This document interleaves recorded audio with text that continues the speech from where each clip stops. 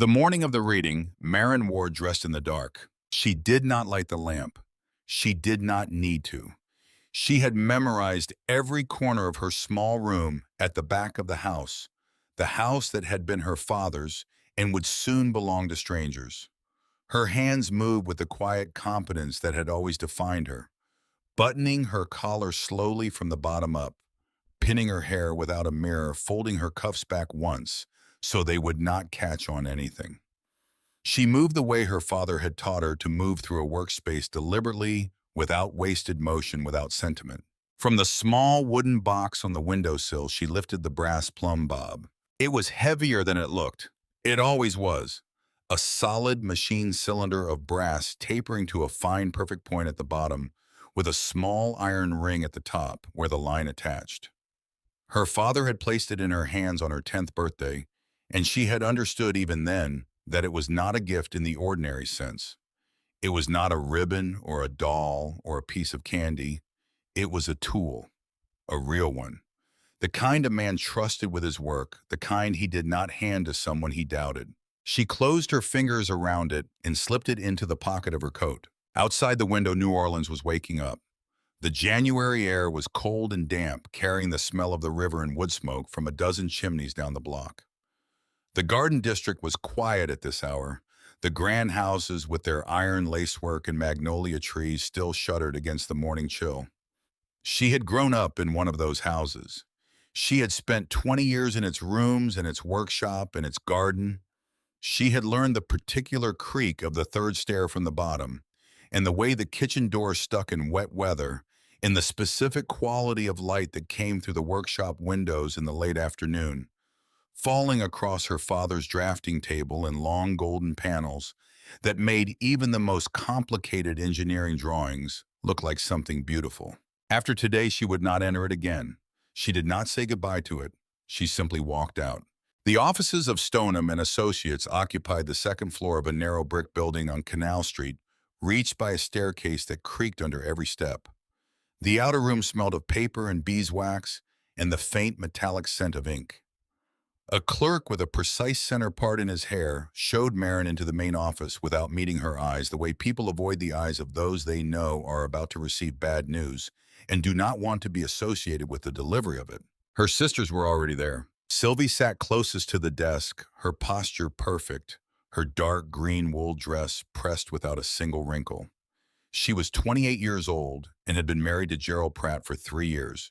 Gerald, who now stood behind her chair, with his hands clasped at his back, his expression the careful neutral of a man who has already done his arithmetic and found it satisfactory. Sylvie's hair was done in the elaborate fashion she had favored since their mother died, each pin placed with the precision of someone who understood that appearance was its own argument, and her gloves were buttoned all the way to the wrist, despite the warmth of the room. Winifred sat to her right, younger by 3 years and softer in every way. Softer voice, softer opinions, softer spine.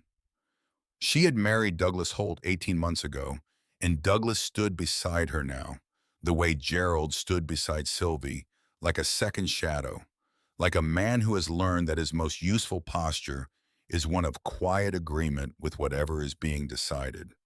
Winifred looked at Marin when she entered the room. Sylvie did not.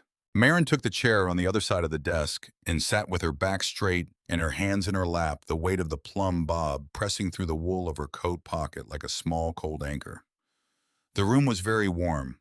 Someone had built the fire too high, and the air near the ceiling had the thick, close quality of a space that had been heated past the point of comfort into something that felt more like pressure. Mr. Stoneham came in 3 minutes later, a thin man in his 60s with steel-colored hair and the deliberate movements of someone who had learned long ago that gravity gives authority.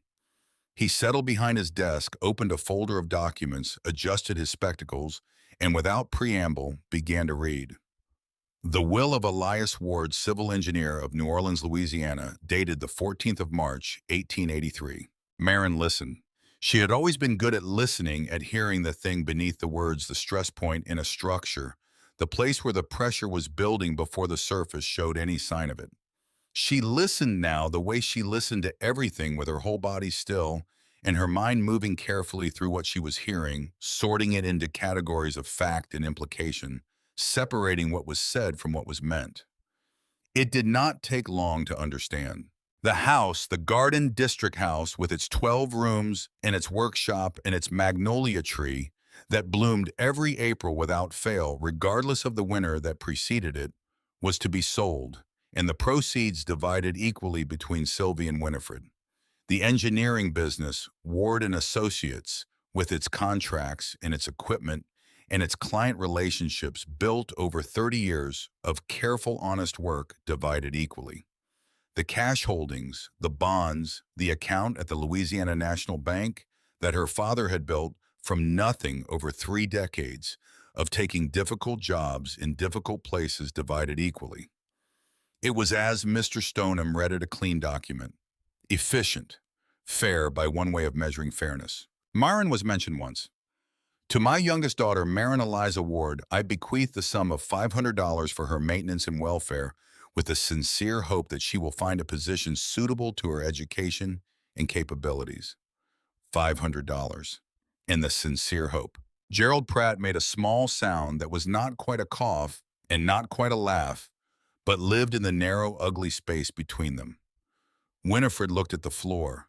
Sylvie's posture did not change by a single degree, which was itself a kind of communication, the deliberate composure of a woman who has already processed this information and arrived at her conclusions about it before entering the room. Marin's hands remained still in her lap. The plumb bob was a cold weight in her pocket. She kept her eyes on Mr. Stoneham's desk and let the words settle around her the way silt settles in still water, layering themselves into the floor, becoming part of the permanent record of this room this morning, this moment, that would divide her life into before and after. Then Mr. Stoneham turned a page. "There is one additional item," he said, in something in his tone a slight flattening, a careful neutrality, the professional vocal adjustment of a man who is about to say something he finds mildly awkward, made Marin look up. A parcel of land registered to Elias Ward in Terrebonne Parish, Louisiana, at a location designated Stillwater Creek. The property includes a derelict structure of unclear utility. As the parcel carries no assessed value and was not included in the primary division of the estate, it passes by default to the residual beneficiary. He looked up over his spectacles. "That would be you, Miss Ward."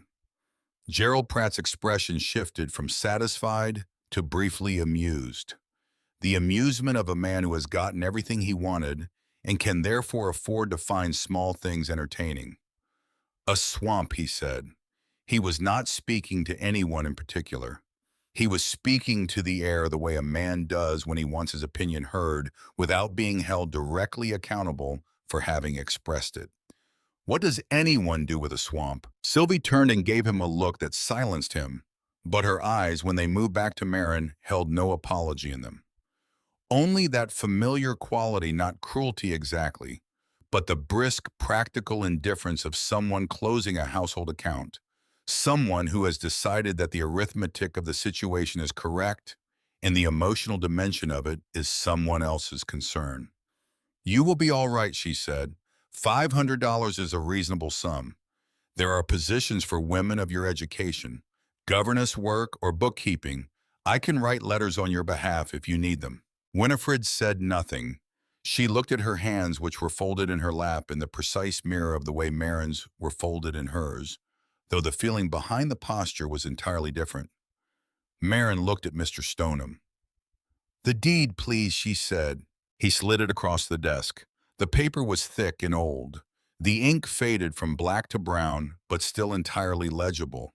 The legal language precise and unambiguous in the way of documents that were meant to survive disputes. At the bottom, in the angular, unhurried script, she would have recognized anywhere in any light on any surface the handwriting of a man who had written in the margins of engineering drawings for 30 years, and whose penmanship had absorbed something of that precision, was her father's signature. She looked at it for a long moment. She looked at the specific pressure of the pen strokes, the slight forward lean of the letters, The way he had underscored his name with a single clean line that was perfectly horizontal without being ruled. Then she folded the deed, placed it in her coat pocket next to the plumb bob, and reached for the pen. She signed every document Mr. Stoneham placed before her. She signed away her claim to the house, in the business, and the bank account. She signed with the same steady hand she used for everything, for drafting calculations and writing measurements and recording data in the notebooks her father had taught her to keep from the time she was 12 years old. Without hesitation, without drama. When it was finished, she stood. She did not look at her sisters. She did not look at their husbands. She looked at Mr. Stoneham and thanked him for his time, because her father had raised her to be civil regardless of the circumstances, and because she was not yet ready to let anyone in this room see what was happening behind her eyes. She walked down the creaking staircase and out onto Canal Street. The city moved around her with complete indifference to what had just occurred on the second floor of the narrow brick building. A streetcar rattled past on its iron rails, its bell clanging at an intersection. Two men in overcoats argued about something outside a bank, their voices carrying the heated, slightly theatrical quality of men who enjoy arguing more than they care about the subject. A woman walked a small dog on a leather lead, and the dog paused to investigate a crack in the sidewalk with profound seriousness, as though the matter were of great scientific interest. The ordinary world conducting its ordinary business, entirely indifferent to the fact that Maren Ward had just been excised from her family as cleanly and efficiently as a page torn from a book. She walked 4 blocks north and went into the public library. She needed to understand what she had been given. Not the money she understood. Money understood that $500 was enough to last a year. If she was careful, not enough to build anything, from not enough to establish any kind of life that would not require her to spend it down to nothing, and then find herself in precisely the position her sister had described, seeking work as a governess or a bookkeeper, trading her time and her competence for the modest contingent security of someone else's household. What she needed to understand was the land. The deed said Stillwater Creek. It said Terrebonne Parish. It said derelict structure of unclear utility. It said nothing else. It gave her no picture, no context, no framework for understanding what she had been handed. The reference librarian was a small woman with sharp, assessing eyes who brought Maren a stack of survey maps without being asked twice, and without making her feel that the request was unusual, which was the mark of a librarian who understood that the desire to know things was its own sufficient justification.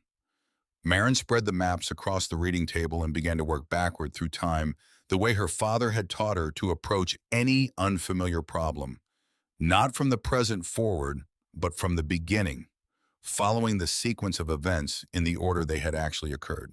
The most recent maps showed Stillwater Creek as a thin blue line threading through the wetlands south of Houma, a minor waterway unnamed on most documents, marked on the survey maps only as a drainage feature of no particular significance. Nothing there. No roads, no settlements, no institutional memory of any kind. Just a line on a map that indicated the presence of moving water in a landscape that was mostly water already. But the older maps told a different story. She found it in an 1855 survey drawn with the careful precision of a man who understood that the value of accurate lines was not aesthetic but practical. That a line in the wrong place meant a structure in the wrong place, meant failure, meant water going where it was not supposed to go. There at the bend in Stillwater Creek, where it met the wider channel running south toward the Gulf of Mexico, was a structure marked in the distinctive double rectangle notation used for lock systems. Beside it, in the careful annotated script of the surveyor, a name: Grand Stillwater Canal Lock. And below that, completed 1851, administered by the Louisiana Canal Authority, capacity 800 tons. Maren sat very still. She pulled a second map, then a third, then a damage assessment report she found in a bound volume of Louisiana Canal Authority records from the late 1860s. The story assembled itself the way all engineering histories assemble, in layers, each document adding another stratum of fact to the ones below, building upward from the original intentions, through the executed design, through the years of operation, into the circumstances of failure. Grand Stillwater Canal Lock had been one of three major lock systems built in the 1840s and 1850s to connect the agricultural interior of Louisiana with the port of New Orleans. It had controlled the water levels for three parishes, Terrebonne-la-Fourche, and a portion of St. Mary. Flatboats carrying cotton, sugarcane, and corn had passed through its gates. Merchants had paid tolls. Farmers had depended on it to drain their fields after heavy rains, to protect their low-lying land from the tidal surges that came up from the Gulf with the predictability of seasons. Then she found the notation she was looking for in a damage assessment report from 1869 Grand Stillwater Canal Lock. Status closed. Reason foundation subsidence and gate mechanism failure. Following storm surge event, August 1869. Estimated repair cost exceeds feasible investment. Property transferred to Ward Private Holdings. Ward Private Holdings. Her father's name was in the transfer record, Elias Ward. He had acquired the property in 1869, the year the lock failed, when he had been 32 years old, a newly established building, the reputation that would define the next 3 decades of his career in civil engineering. He had bought a broken lock at the edge of the bayou in the year it broke, and in the 18 years since he had never sold it. He had held it through the growth of his business and the death of his wife and the marriages of his 2 eldest daughters. He had held it through the years when his reputation was at its height, and he could have sold it for a reasonable sum to someone who might have attempted the restoration himself. He had held it specifically and deliberately, and he had left it to her. She understood sitting at the reading table of the New Orleans Public Library, with the 1869 damage assessment open before her, why the deed had said derelict structure of unclear utility. He had made sure it would say that. He had made sure it would look like nothing. Marin folded the survey maps carefully along their original creases and asked the librarian if she might keep her notes. She walked back to the house in the Garden District, her father's house, which was no longer hers in any legal sense, though it still held the smell of machine oil and sawdust and the particular quality of air that comes from a place where serious work has been done for a long time and spent the afternoon in the workshop. She packed her father's engineering books, 15 volumes accumulated over 30 years, their spines cracked from use, their margins filled with his handwriting. She packed his drafting tools, the compasses and the T-squares and the set of French curves and the drafting pencils in their leather roll. The specialized calipers and levels he had accumulated over 3 decades of practice on structures that range from small drainage ditches to major coastal defense works. She packed 2 changes of sturdy clothes and the waterproof boots she had bought that morning with $8 of her $500. She packed the wooden box that held the plumb bob, though she kept the bob itself in her pocket. She worked through the afternoon with the efficiency of someone who has already made all the relevant decisions and is simply executing them. There was nothing to deliberate.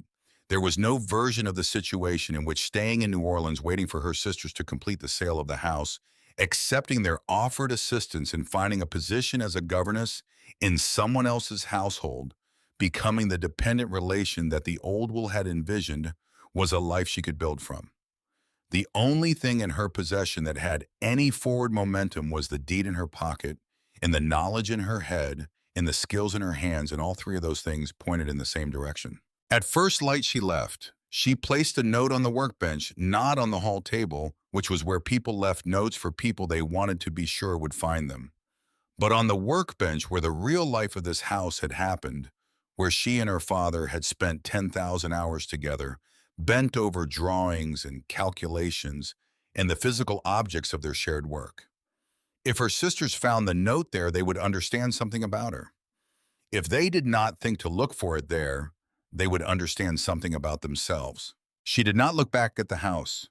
She was already thinking about load-bearing tolerances and foundation subsidence and the particular properties of Louisiana cypress wood in standing water, which her father had described to her once as one of the great material paradoxes of the natural world, a tree that grew in the swamp and was therefore uniquely impervious to it.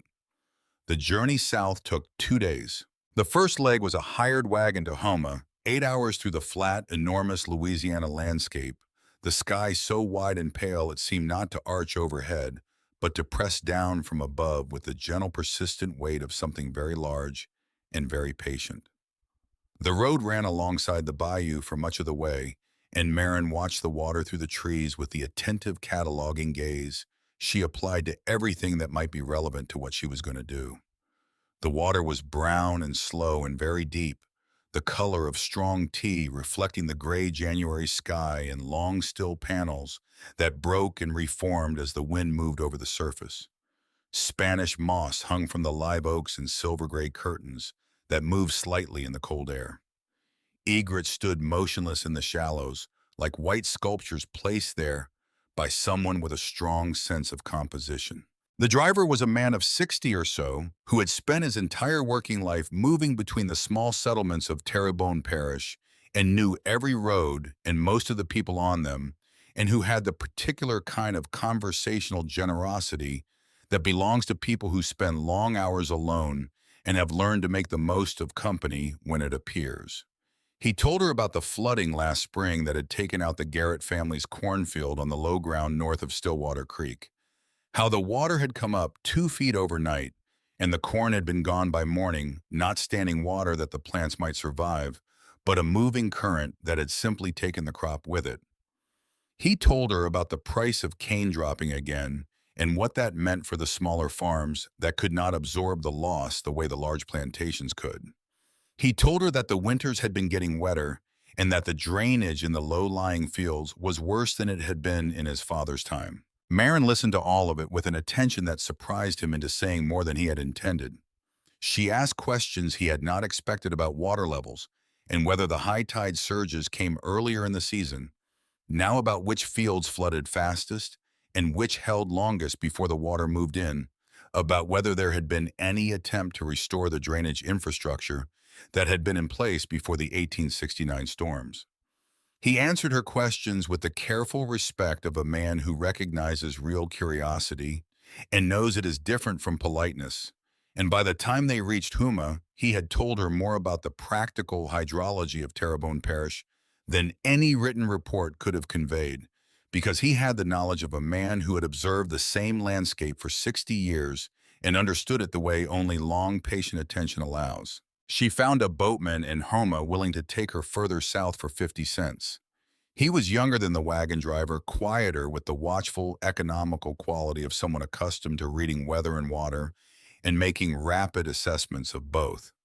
He didn't speak much until she told him where she was going, and then he pulled his oar back into the boat for a moment and looked at her with the kind of direct evaluating attention that was not rude but was entirely without social padding. "Stillwater Creek," he said.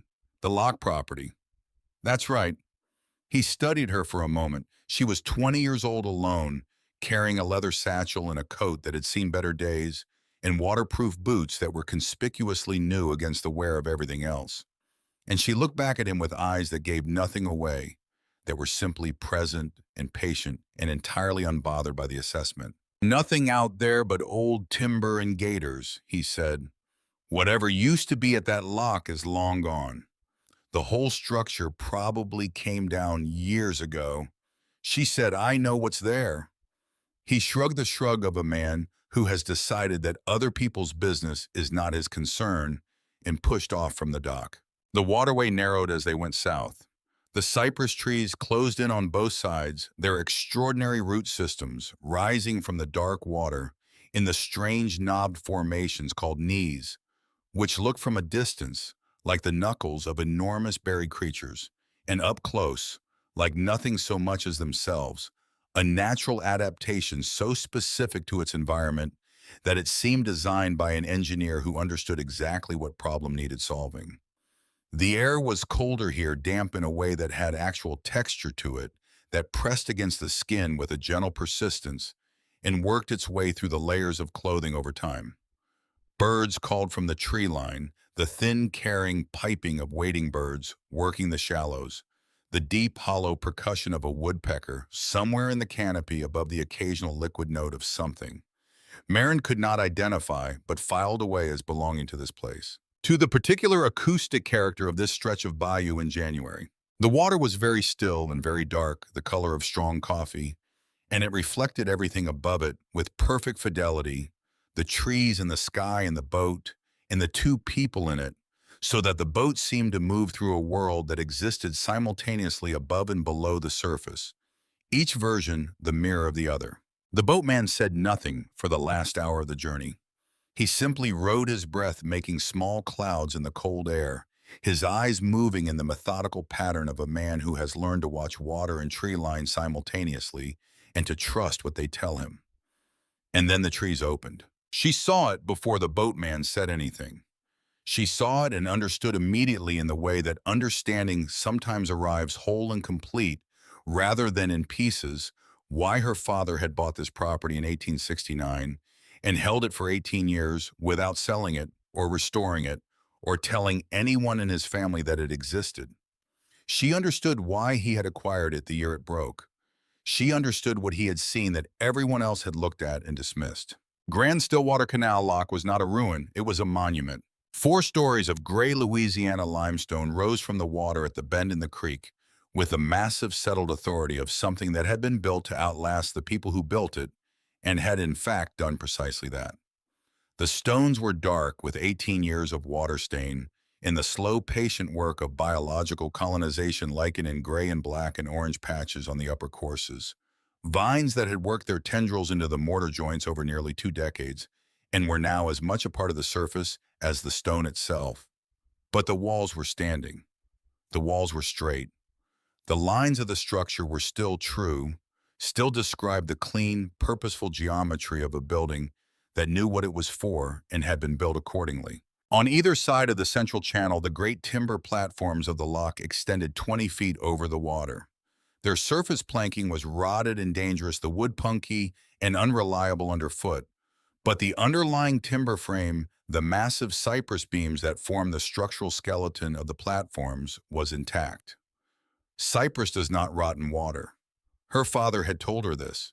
It was the reason the ancient swamp builders had chosen it above all other materials available to them, and it was why the Grand Stillwater Canal Lock, after 18 years of standing in the Terrebonne Bayou, still had its bones. At the center of the structure, the gate mechanism loomed against the gray sky, like the skeleton of something enormous that had died in place. Its iron components furred with the deep orange rust of long exposure. Its wooden elements draped in moss and hung with the accumulated debris of 18 winters, but present. Still present. The two great gate leaves themselves were the thing that stopped the breath entirely. Each one was a vertical plane of timber and iron bracing 15 feet high and spanning the full width of the channel, and they had not collapsed. After the 1869 storm that had closed the lock after nearly 2 decades of standing in water with no maintenance and no attention and no human intervention of any kind, they had not fallen. They had shifted. The left gate had tilted forward at an angle of perhaps 15 degrees, the lower edge moving out over the water as the stone seat beneath the bottom hinge had settled unevenly into the soft bayou ground. The upper hinge had held, the ironwork was massive, and had been set with the understanding that this structure would be under constant, significant load. And so the gate leaf had pivoted rather than fallen, hanging like a door that has lost one of its lower screws, but remains attached at the top, leaning outward at an angle that was visually dramatic and structurally comprehensible. The hinge mechanism had held. The gate had not fallen. The water on the upstream side of the lock was high dark and very still, held back by the decaying gate structure with a pressure that was visible in the slight bowing of the lower planks along the gate's face. On the downstream side, the channel ran shallow and silted, barely moving its surface, broken by the root systems of reeds that had colonized the accumulated silt over 2 decades of unobstructed growth. To one side of the lock, set back from the water's edge on a low stone platform that raised it slightly above the level of the surrounding ground, was the lock house. It was a 2-story structure of the same gray limestone as the lock itself, compact and solid, with a slate roof that had lost perhaps a third of its tiles to wind and weather over the years. and a chimney at the north end that had developed a slight list to the east that Marin assessed automatically as structural rather than cosmetic, a differential settlement in the chimney stack that would need to be addressed but was not immediately dangerous. The ground floor windows were dark with sediment from whatever water had reached this building at some point in its abandonment. The door set into an arched stone frame that spoke of the ambitions of the original builders was still on its hinges. The boatman held the boat against the stone landing stage while Marin stepped out onto the platform. She stood there and looked up at the structure above her. She had seen the lock in maps and in the annotated descriptions of the 1855 survey. She had understood its dimensions abstractly in the way you understand things from paper. Standing at its base and looking up at 4 stories of limestone, and the great tilted gate hanging above the channel, and the mechanism housing on its platform, and the long run of the downstream channel visible through the gate gap, she felt the full weight of what this place was not abstractly, but physically, with the specific kinetic understanding that comes from being present in a space rather than reading about it. It was fixable. That was the thing she understood standing there, the thing that displaced every other response. It was not a ruin, it was a problem. And it was a problem she had been trained to solve. The boatman cleared his throat from behind her. "That'll be the 50 cents then." She paid him without turning around. He rowed away, and the sound of his oars diminished as the bend in the creek took him. And then there was nothing but the birds and the water and the wind moving through the tops of the cypress trees with a low, continuous sound like something breathing. Marin put her hand into her coat pocket. The plumb bob was there, solid and cool against her palm, its machine surface as precise as the day it was made. She drew it out and held it up, letting the line unspool from her fingers until the bob hung free in the cold air. It found the vertical. The point hung directly below the ring, exactly where mathematics and gravity required it to be, with a complete indifference to context that was the most useful thing about it. It did not care that the lock was broken, or that she was alone, or that she had come here with a deed and a bag of tools and less than $500 and no help yet arranged. It indicated the true vertical, and the true vertical did not change. Find the true vertical Marin. Build from there. She looked at the lock. She looked at the tilted gate in the silted channel and the lockhouse with its sunken windows and its door that was still on its hinges after 18 years. She wound the line back around the bob and put it in her pocket. She picked up her satchel and walked toward the door. The iron latch was rusted solid at first. She worked it with both hands, feeling the mechanism inside corroding against itself in the specific way of iron that has been stationary in damp air for a long time. And then something gave, not broke, but shifted the internal components, finding new positions relative to each other. And the door swung inward on hinges that groaned with the sound of something that has been very still for a very long time being asked to move again. Cold air moved out of the building around her. It carried the smell of damp stone and mildew and something else beneath both of those, a faint mineral scent, almost pleasant, like the smell of river silt in spring when the water is moving and carrying the deep earth smell of the places it has come from.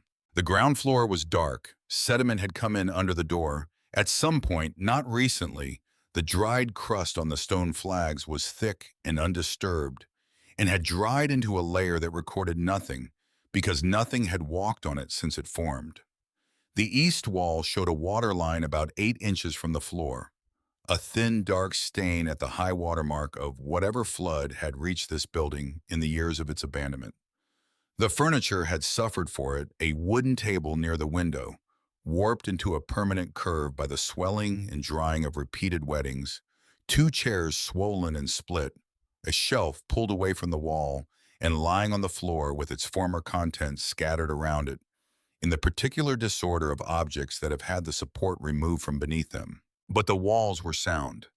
She ran her hand along the stone at intervals, pressing her palm flat against the surface, feeling for the give that would indicate water infiltration behind the face, and the stone was solid and dry.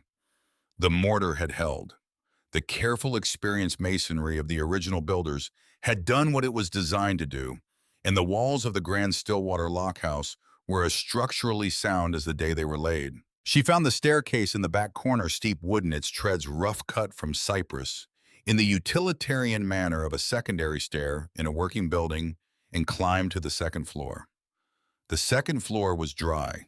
It was heavily cobwebbed and thick with the evidence of years of nesting by the birds that had found their way in through the missing roof tiles, dried grasses and sticks, and the accumulated detritus of many generations of starlings and sparrows. But the stone walls were dry and the floorboards, when she tested them by walking their length slowly and listening, were solid. The ceiling beam's massive cypress timbers, in the same tradition as the platform frame outside, showed no sign of significant decay. Someone had built this building to last, and it had. There was a bed frame of rusted iron against the north wall, a chest of drawers with its veneer peeling away in long, curled strips. And beneath the window that looked south toward the lock mechanism and the downstream channel in the distant line of cypress trees at the edge of the property, a small writing table. Simple, functional, positioned exactly where the light would fall on it from the south window in the afternoon. She sat at the writing table and looked through the window. From this height, she could see the full geometry of the situation. The gate mechanism, the platform structures on either side of the channel, the upstream pool and the downstream channel, the angle of the tilted gate, and the run of silt in the downstream section. She could see from this vantage the precise nature of what had happened to the left gate, not catastrophic failure, but slow, patient settlement of the stone seat. The kind of movement that happens over years when drainage beneath a foundation is inadequate and water works its way into the subsoil and the supporting capacity of the ground reduces by degrees. The gate had followed the settling seat, pivoting on its upper hinge, tilting forward by the amount the seat had dropped. The hinge had held. The gate was repairable. She looked at all of it for a long time. Then she looked at the fireplace on the north wall of the room. It was a modest firebox, a plain stone surround a simple iron grate with the ash of old fires in it. Something about it held her attention in a way she could not immediately account for. Not the appearance of it, which was ordinary, but some quality of proportion or placement that was slightly off. She crossed the room and crouched down to look into the firebox. The iron fireback at the rear of the firebox was heavy and set slightly forward from the back wall, as firebacks are designed to be to reflect heat into the room, rather than allowing it to dissipate into the stonework behind. But the gap between the fireback and the stone behind it was wider than it should have been, wider than the standard installation required. And in that gap, barely visible in the dim light that reached the back of the firebox, she could see the edge of something that was not stone. She reached in. Her fingers found metal cold and rough with surface rust, but with the regular geometry of a manufactured object, the flat faces and right-angle edges of something that had been made rather than formed. A container. She worked it from side to side, carefully feeling it shift incrementally against the stone, and then she drew it out into the light of the room.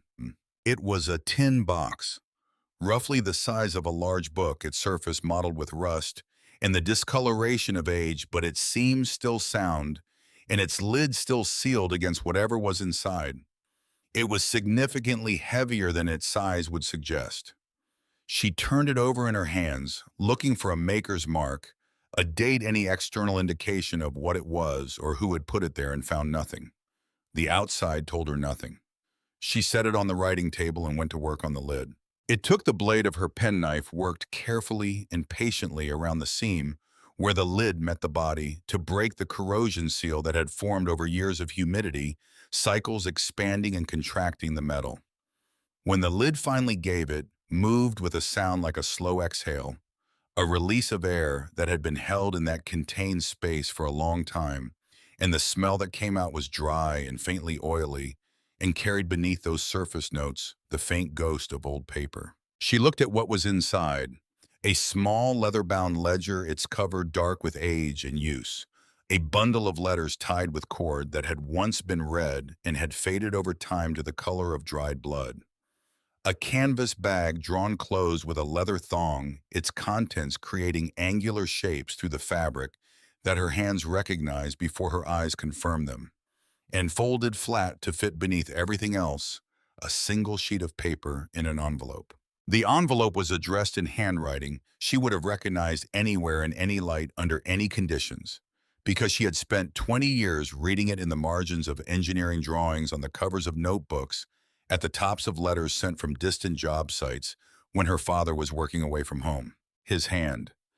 Angular economical, each letter formed with the unhurried precision of someone who had written in the margins of technical drawings for 30 years and whose penmanship had taken on something of that character, functional above all, but not without its own kind of elegance. He had not written her full name. He had written simply Marin. She did not open it immediately. She opened the canvas bag first, feeling the objects inside through the fabric before she looked at them.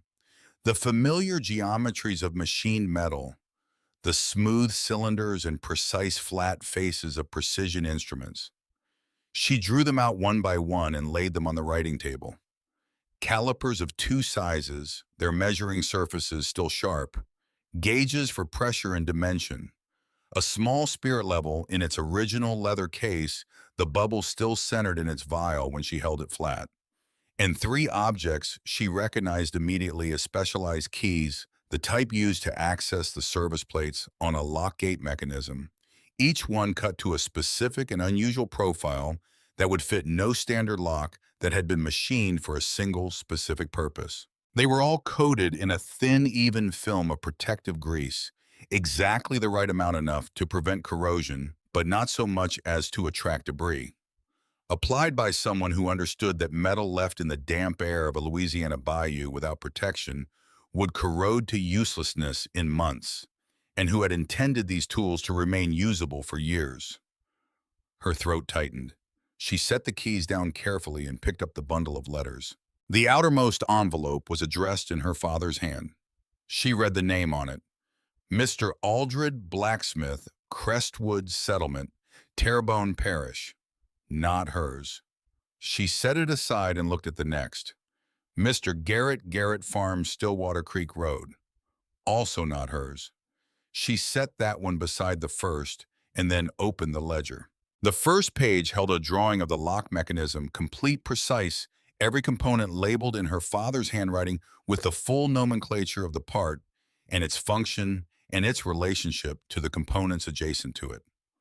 Gear teeth dimensions, spindle diameter and bearing clearances, gate leaf dimensions and timber species, the kind of drawing a man makes when he intends for someone else to use it when he is not drawing for his own reference, but as an act of transmission. The pages that followed were columns of figures, water levels recorded twice daily over 20 years with the date and time, and the height in feet and inches above a fixed reference mark. Tide measurements taken at both the creek mouth and the lock chamber, simultaneously allowing the calculation of the pressure differential across the gate. Rainfall tallied by the inch and correlated with the rise in the upstream pool. The dates of every significant storm event that had affected Terrebonne Parish since 1867, and the corresponding behavior of the water, and how long it had taken after each event for the system to return to baseline. He had been watching this place for 20 years without touching it. Coming here, she realized, or sending someone, or gathering data from the farmers whose land bordered the creek building, the complete operational picture of a lock he had never restored, but had never stopped paying attention to.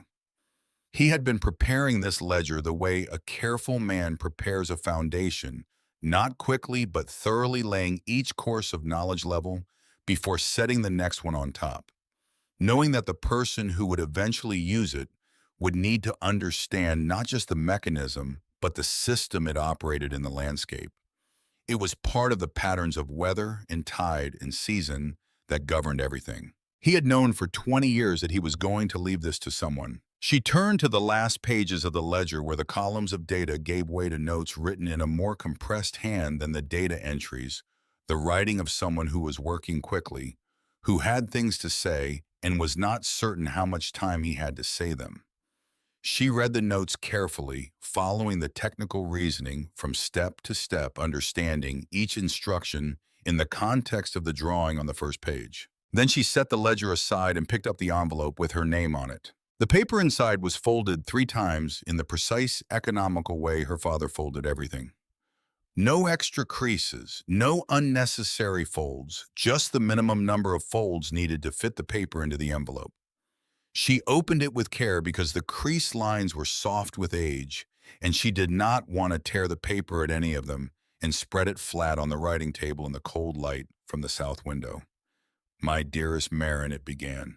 If you are reading this, then I am gone, and the world has arranged itself more or less as I expected it would.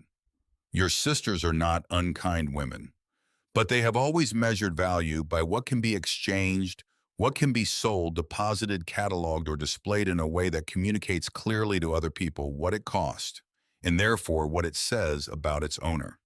They do not understand the worth of a thing that works, that holds, that does what it was built to do year after year in all weathers, without requiring anyone to admire it or assess it or convert it into something else. You have always understood that. You understood it when you were 10 years old, and I handed you a micrometer and asked you to check my measurements, and you did it without hesitation, held the instrument correctly, read it correctly, found the error I had made on purpose to test you, and told me about it without drama or apology, or the slightest indication that you thought there was anything unusual about a 10-year-old girl using a precision measuring instrument to check her father's work. You understood it every time you came out to the workshop before your sisters were awake and stood beside me at the bench. You never asked me why we did things a certain way. You watched and you understood, and you asked questions only when watching had not been enough. This lock is your inheritance. It does not look like much right now, I know that, and I will not pretend otherwise. But it is sound at its core, and its mechanism is repairable by someone who understands what needs to be done and in what order and why. The land around it needs what only a working lock can provide. The farmers here have been losing their fields to standing water for 18 years because there is nothing managing the drainage levels, and most of them have accepted that loss as permanent. They do not know that the solution has been sitting here waiting. In this box, you will find the tools to service the mechanism, each one machined specifically for this lock, and for no other, which means they cannot be replaced and must be treated accordingly. In the ledger, you will find everything you need to understand the operation of the system, including some notes at the back that I ask you to read carefully before you attempt anything with the gate. The letters are for Aldred, who is the blacksmith at Crestwood Settlement, and for Garrett, whose farm borders the creek to the north. Your grandfather knew both their fathers. They are honest men, and they will help you when they understand who you are and why you are there. Look under the loose floorboard in the northeast corner of this room beneath the eaves where the ceiling slopes down.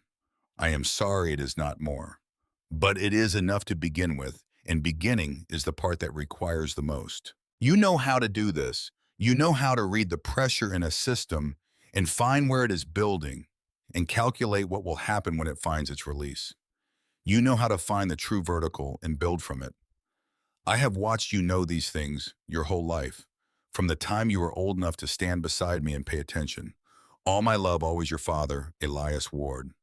She read it twice. Then she folded it back along its original creases carefully along the precise lines he had made and placed it in her coat pocket alongside the plumb bob. She crossed to the northeast corner of the room where the ceiling sloped down toward the eaves in the angle of the roofline. The light was dim here, the small window on the north wall, admitting little of the January afternoon. She tested the floorboards with her foot, moving slowly along the course nearest the eaves until she found the one that shifted under pressure. A board that had been loosened deliberately, its nails reset to hold it in place under normal walking, but not under the specific searching pressure of someone who knew to look for it. She worked the board up with the blade of her penknife, lifting it away from the joist beneath. In the cavity below, cradled in clean, dry straw that still carried the faint smell of a summer, 2 or 3 years past when it had been placed, there was a cloth bag. She lifted it. It was heavy in the specific way of metal, dense, with no give, the weight distributed evenly through the bag because the contents were packed closely together. She set it on the floor and opened the drawstring. Gold coins, American Double Eagles $20 pieces. Their surfaces still carrying the bright finish of coins that had been kept in dry conditions. The eagle on the reverse still crisp and the lettering still sharp. She counted them with her hands, feeling the slight raised milling on each edge. 200 coins. $4,000. She sat for a long time on the floor of the northeast corner of the upper room of the Grand Stillwater Canal Lock, with the cloth bag in her lap and the letter in her pocket, and the cold afternoon light coming through the south window and falling across the floor in a long rectangle that shortened as the sun moved. She did not count the coins again. She did not need to. She sat and held the bag and let herself be still for a while, in the specific particular way that stillness sometimes becomes necessary, not as rest exactly, but as the body's requirement for a moment of pure reception before it returns to action. This was not grief. She had done her grieving in the weeks after her father died alone in the workshop at night after her sisters had gone to bed. Pressing her forehead against the cool iron of his bench vise and breathing through the worst of it without witnesses, because he had raised her to manage the difficult things privately, and she had honored that even in the managing of his loss. She was past grief now. The grief had been real and it had been thorough and it was done. What she felt now was something that had no precise name. Recognition, perhaps. The particular quality of being seen, not in the way of being watched or assessed, but in the way of being understood in your specific particularity, your specific set of capabilities and inclinations and values, by someone who had paid close enough and long enough attention to know those things with confidence. He had spent years preparing this. He had kept records for 20 years, written letters, had tools machined to specifications, hidden gold, written a letter addressed simply Marin, and placed it in a tin box in a firebox in a lock house in the bayou south of Halma. And he had done all of it in the certainty that one day she would be exactly where she was right now, sitting on this floor reading what he had written for her. He had known her. He had known her entirely. She was 20 years old. She had $4,000 in gold, nearly 500 in paper, a tin box of irreplaceable precision tools, 20 years of operational data for a lock that no one else in the world knew how to operate, 2 letters that would open the first necessary doors, and the deed to the most significant piece of hydraulic infrastructure in Terrebonne Parish. She understood clearly as she looked around the dusty second floor in the fading light, a very great deal of work ahead of her. She stood. She replaced the floorboards, setting the nails back into their holes and pressing them firm with her palm. She carried the cloth bag to the writing table and placed it beside the tin box and the ledger and the bundled letters. She went downstairs and outside and gathered fallen branches from the cypress trees at the water's edge, breaking them into lengths that would fit the firebox upstairs dry wood from branches that had been down long enough to lose their moisture. She brought 3 armloads up. She built a fire the way her father had taught her to build a fire that would last tinder. First the finest dry material arranged in a loose nest, then kindling around it in a structure that would allow the air to move through and feed the combustion. Then the heavier wood laid on top in a pattern that would sustain itself once it caught. She lit it with 1 match because he had also taught her that the ability to light a fire with 1 match in any conditions was a skill worth developing, and she had developed it. The warmth began to push back the cold that had settled into the stone walls over 18 years of abandonment. The light from the fire played against the stone and made the room feel smaller and warmer and more present. Outside the south window, the bayou was going dark in the specific way of Louisiana winter evenings. Not a gradual fading, but a relatively rapid transition from pale light to deep blue-gray to darkness. The cypress trees becoming black shapes against a sky that held its color longest near the horizon. Somewhere in the trees, a heron called once twice with the flat, prehistoric quality of that particular call and then fell silent. Marin Ward sat down at the writing table, pulled the ledger toward her, and opened it to the first page. She had a lot to learn. She did not sleep the first night. Not because she was afraid fear was not the thing keeping her awake, but because the ledger was the only teacher available, and there was too much in it to leave until morning. She sat at the writing table while the fire burned down to coals, and then to ash, reading by the light of a tallow candle. She found in the tin box wrapped in oilcloth her father's handwriting filling the pages in the dancing yellow light, in the patient methodical way of a man who had been keeping records for 20 years and understood that a record is only useful if it is complete. Water levels recorded twice daily for 2 decades. Tide measurements taken simultaneously at the creek mouth and at the lock chamber, the two columns of figures side by side, allowing the calculation of the pressure differential at any point in the tidal cycle. Rainfall tallied by the inch and correlated with the rise of the upstream pool and the time elapsed before the pool returned to baseline.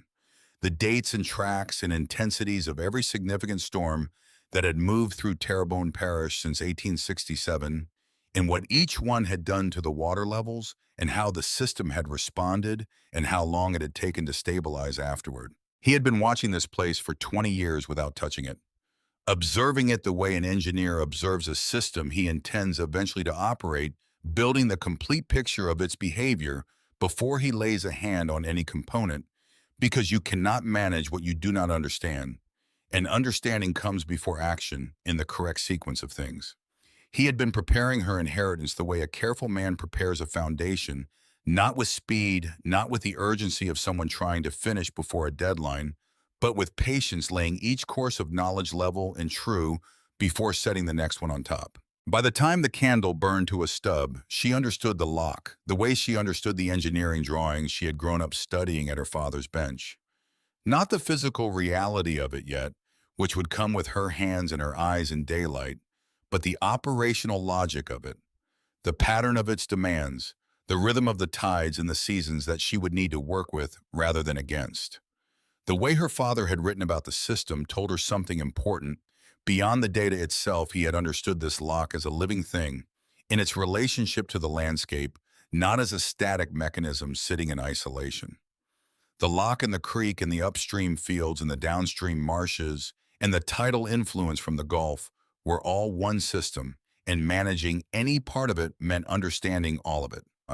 She slept 3 hours on the iron bed frame with her coat pulled over her for warmth, and woke to gray light through the south window and the sound of birds beginning their argument with the January morning.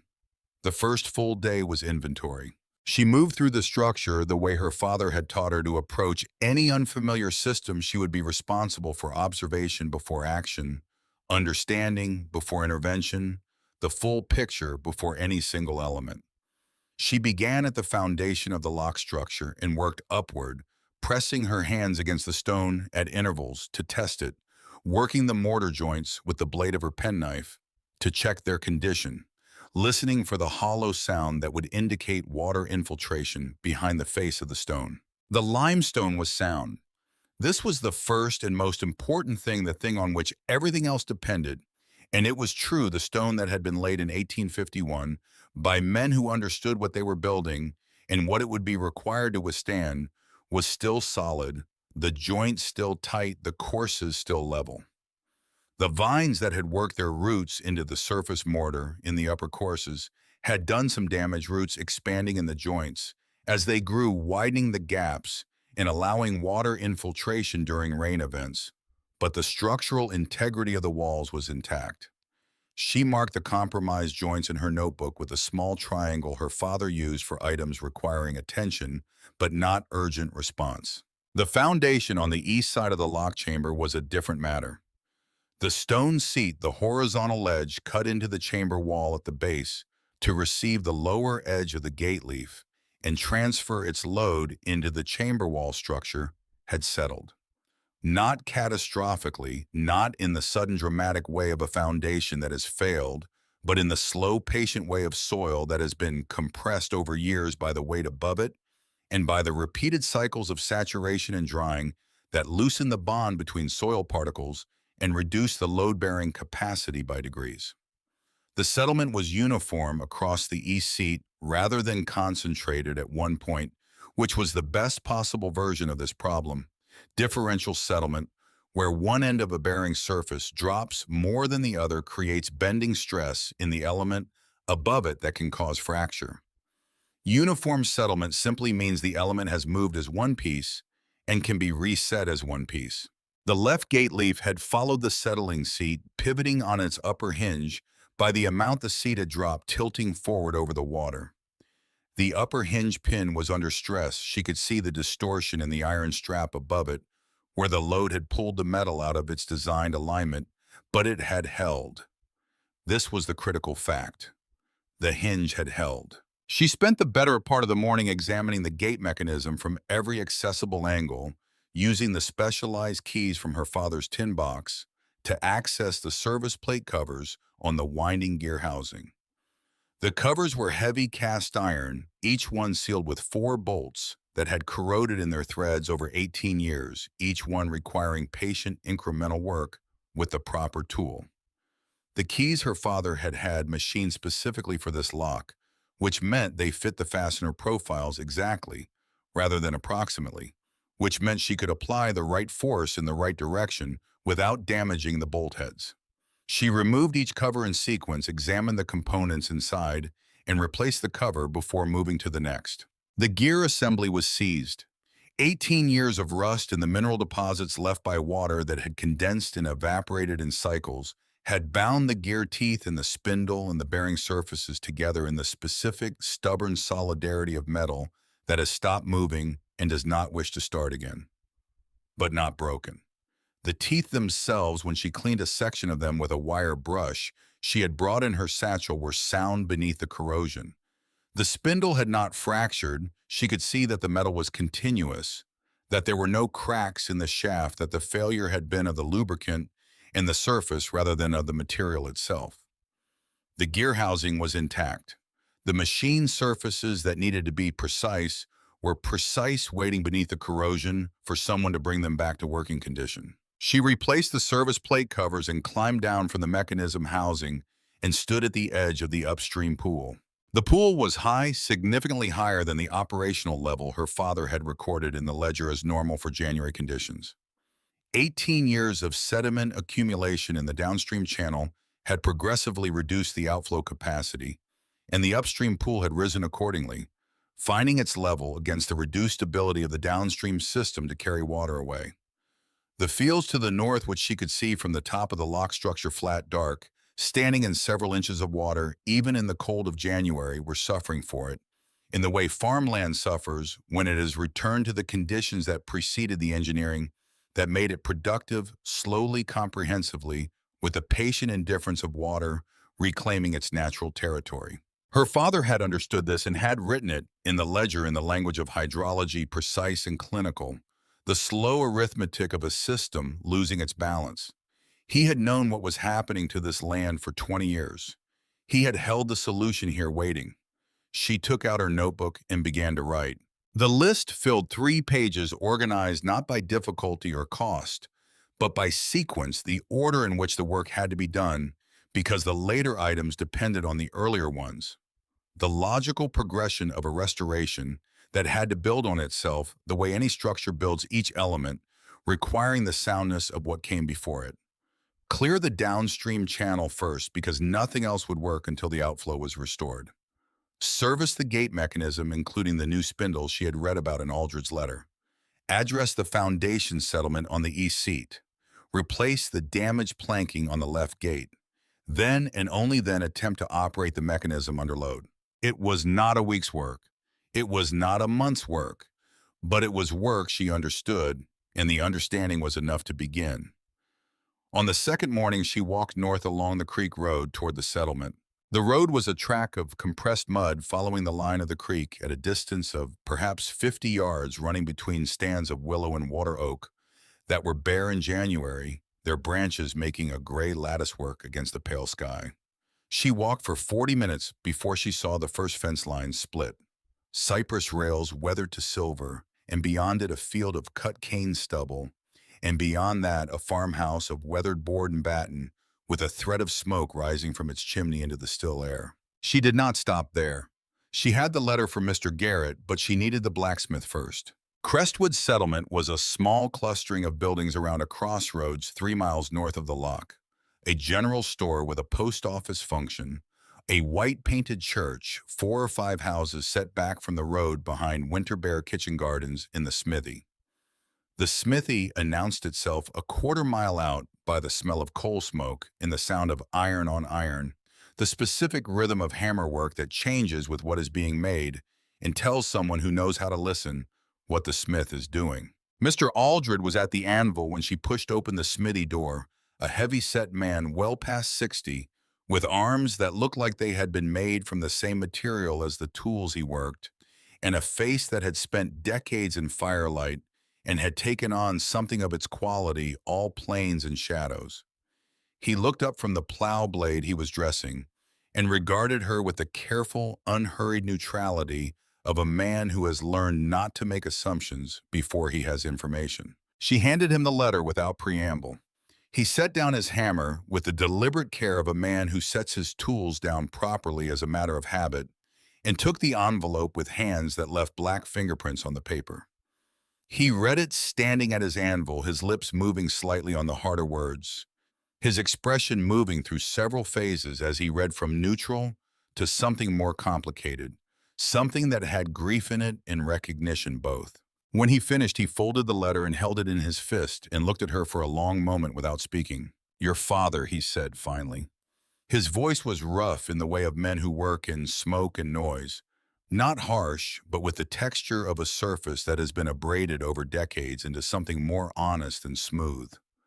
A good man, a careful man. I heard he had passed. His voice shifted on the last sentence, carrying something that was not quite sorrow, but was adjacent to it. A great loss to the people in this parish who knew his work. Marin said he was.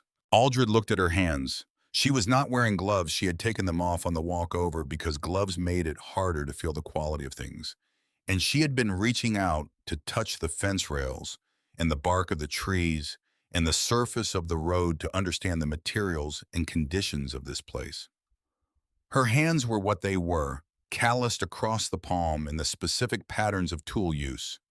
The heel of the right hand thickened from years of pressure on drafting instruments. The index finger of the right hand permanently ink-stained at the first joint from the habit of pressing hard on the drafting pencil. "He said you had his hands," Aldred said. "He was right from what I can see. He had been holding a specific job in waiting. He told her a new spindle for the main winding gear, machined to the specifications Elias had sent him in a letter 18 months before his death. He had done all the preliminary work, forged the blank, and rough-turned it to within a few thousandths of the final dimensions, and then set it aside when Elias died, not knowing if anyone would come for it, not knowing if anyone knew the lock existed or cared about it if they did. It had been sitting on his workbench behind the forge wrapped in burlap for 8 months. "It will need final fitting," he said. "The tolerances your father specified are close. They need to be for the load that spindle will carry. I can finish it right, but I will need access to the gear housing to check the fit as I go. You cannot do that kind of fitting remotely." Marin said, "When can you come?" He looked at her steadily, reassessing again in the way she was becoming accustomed to the adjustment of an initial reading against the accumulating evidence of what she said and how she said it. "Tomorrow morning," he said, "if the weather holds, I will bring what I need." She thanked him, left him, and walked 2 miles south to the Garrett farm. Mr. Garrett was in his barn repairing harness leather by the light of a lantern hung from a beam, using the careful, patient stitching of a man who has learned that leather repaired correctly lasts longer than leather replaced unnecessarily. He was a tall, angular man, somewhere between 50 and 60, with a particular quality in his eyes that belongs to farmers who have watched too many seasons come in wrong, not defeated but worried, in the chronic, low-level way of someone who has accepted uncertainty as a permanent condition. She gave him his letter and waited while he read it, watching his face. He read slowly, going back over certain passages more than once, his expression moving from cautious neutrality to something more open as the content of the letter became clear to him. When he finished, he set it on his knee and looked out through the open barn door at his fields, the flat waterlogged field she had seen from the top of the lock structure standing in water that had no good way to go. Those fields, he said. He was not speaking to her specifically. He was speaking to the problem the way people speak about things they have lived with so long that the conversation has become internal. They haven't drained properly since before my eldest was born. We have lost 10 acres to standing water in the last 5 years alone. Good corn ground my father's corn ground. He paused. My grandfather's before that.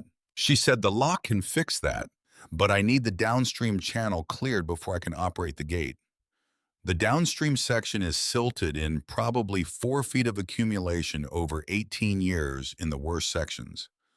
I can cut the surface reed growth myself, but moving that volume of silt requires equipment I don't have and can't do alone.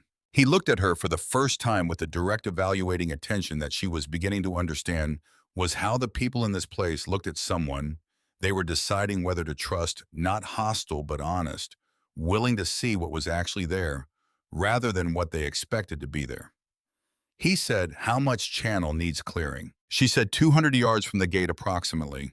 The worst accumulation is in the first 50 yards where the outflow velocity has been lowest. After that it improves, but the whole section needs to be cleared before the gate position can be managed effectively. He was quiet for a moment looking at his fields. Then he said, I have a dredging rig. My father built it for clearing the field ditches, an iron bucket on a timber boom set up for horse-drawn winching. It ought to work on the main channel if the banks will take anchor stakes. She said the channel banks are cut limestone for the first 30 yards from the gate. After that, they're packed clay with good cohesion. They'll take stakes. Another silence. She waited without fidgeting, without trying to fill the quiet with more words, because her father had taught her that silence in a negotiation was not empty. It was where the other person did their thinking, and interrupting it was almost always counterproductive. He said, I'll come Thursday with my boys in the rig. She thanked him and walked back to the lock in the late afternoon light, her notebook full of measurements and her mind already working through the sequence of work and the interdependencies between the tasks and the order in which the available resources needed to be deployed. The channel clearing took 4 days. She had begun it alone on the Tuesday, working thigh-deep in the coal-brown water of the downstream channel, with a long-handled rake and the heavy steel scythe she had bought at the Crestwood General Store that morning. The reed growth was dense years of uninterrupted growth. The stalks packed together as tightly as a woven mat, their root systems interlaced in the silt below the water surface, in a complex structure that made cutting the stalks above the waterline only the beginning of the work. She cut and dragged the scythe, moving through the water in long, controlled sweeps, her arms and shoulders burning with the sustained effort, her feet sinking inches into the silt with each step and requiring a deliberate lift to free before the next step. She made progress. She made nowhere near enough progress. Mr. Garrett arrived Thursday morning before she had finished her first cup of coffee. He came with his 2 sons, grown men with their father's angular build and his quality of watchful assessment, and the dredging rig loaded on a flatbed wagon and a pair of draft horses who stood in the cold January air and breathed clouds of steam with the equable patience of animals that have worked hard all their lives and expect to continue doing so. She briefed them the way her father had briefed his work crews, not with apology or with excessive explanation, but with the specific information they needed to do the work correctly. Where to set the anchor stakes for the boom. What angle to work the bucket at to reach the channel center from the bank. How deep to run it on each pass, deep enough to take the maximum material without loading the bucket past what the winch gear could handle, not so deep as to undercut the channel floor and destabilize the edges. She showed them the sketch in her notebook. They looked at it, looked at the channel, looked at her, and went to work. The horses strained against the winch cable. The iron bucket came up dripping black bayou mud, with each cycle heavy and slow, the ropes creaking under the load. They swung it to the spoil pile on the bank and opened the bottom gate and sent it back down. Over and over in the cold January light, methodical and steady, while egrets gathered on the growing spoil pile with the matter-of-fact opportunism of birds that have learned to associate human disturbance of the soil with the surfacing of things worth eating. By the end of the second day of dredging, she could see the limestone channel floor in the cleared section. She stood in the shallows and looked downstream along the clean run of the channel, and she felt for the first time since she had arrived at this place, something that was not the controlled focus of problem solving, but something warmer and less technical. The specific pleasure of seeing the idea in your mind become true in the physical world of watching. The calculation prove itself in the actuality of stone and water. It was working. Mr. Aldred came the following week with the new spindle wrapped in clean burlap and a 14-year-old apprentice to carry his tools.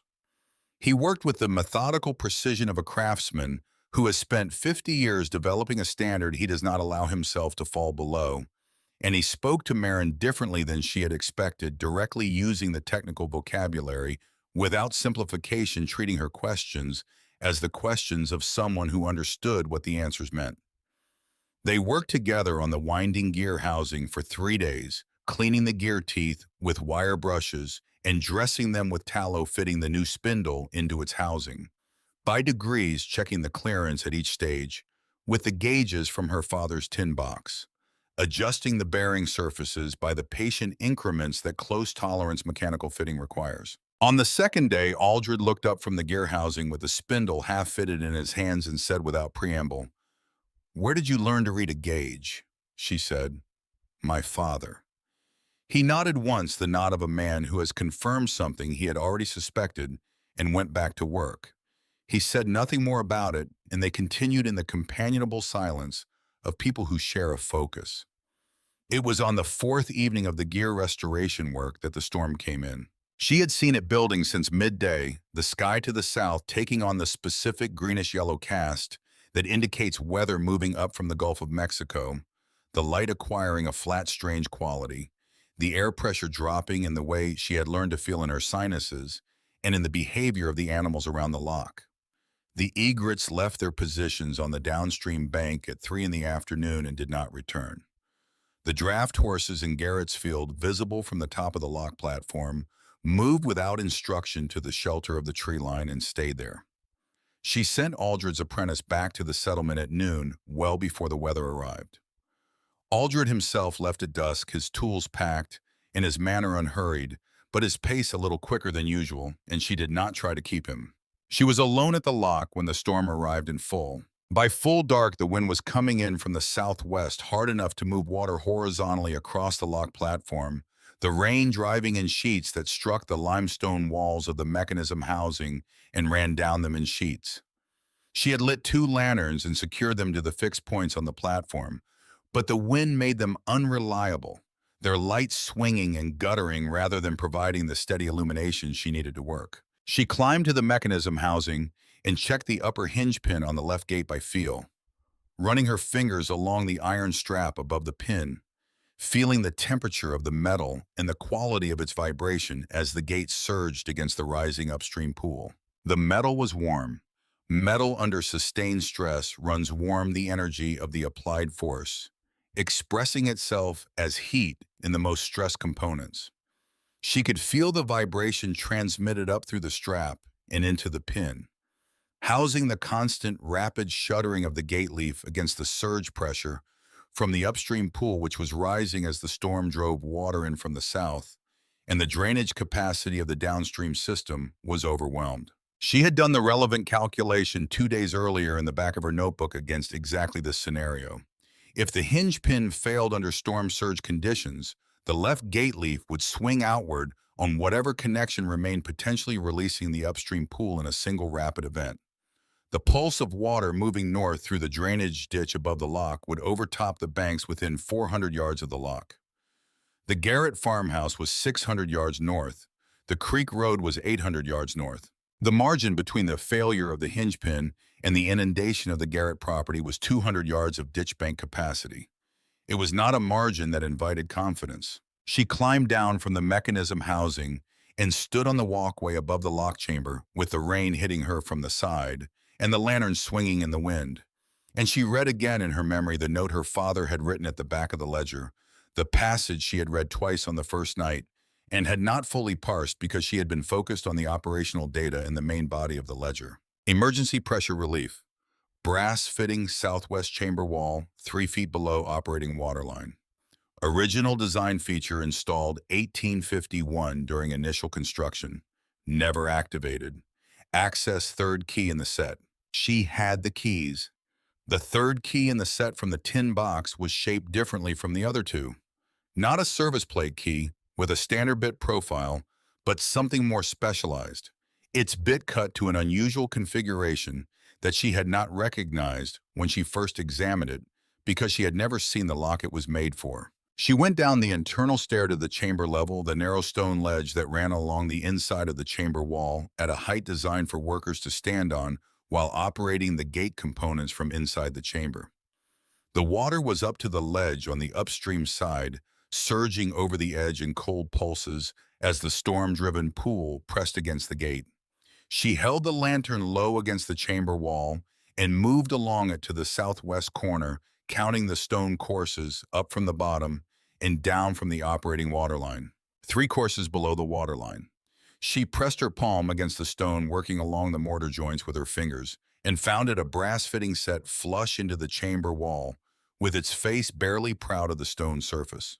A circle of bright metal 4 inches in diameter with a keyhole at its center. The keyhole covered by a threaded brass plug that she unscrewed with her fingers. The plug came out after some resistance from the thread corrosion, and she set it in her coat pocket and took out the third key. The key fit the keyhole with the precision of a thing made for a single specific purpose. She turned it. The fitting resisted with the full force of 36 years of mineral buildup in the mechanism behind the wall, each degree of rotation requiring deliberate, sustained force, the internal components moving against their own history of stillness.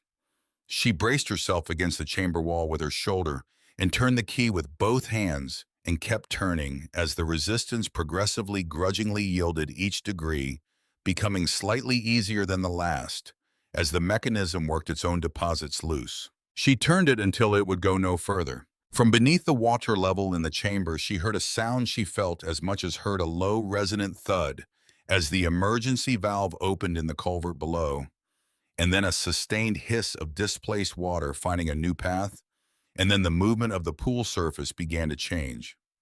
Not rising. Moving, drawing toward the southwest corner of the chamber, toward the new outflow path that had just been opened in the wall.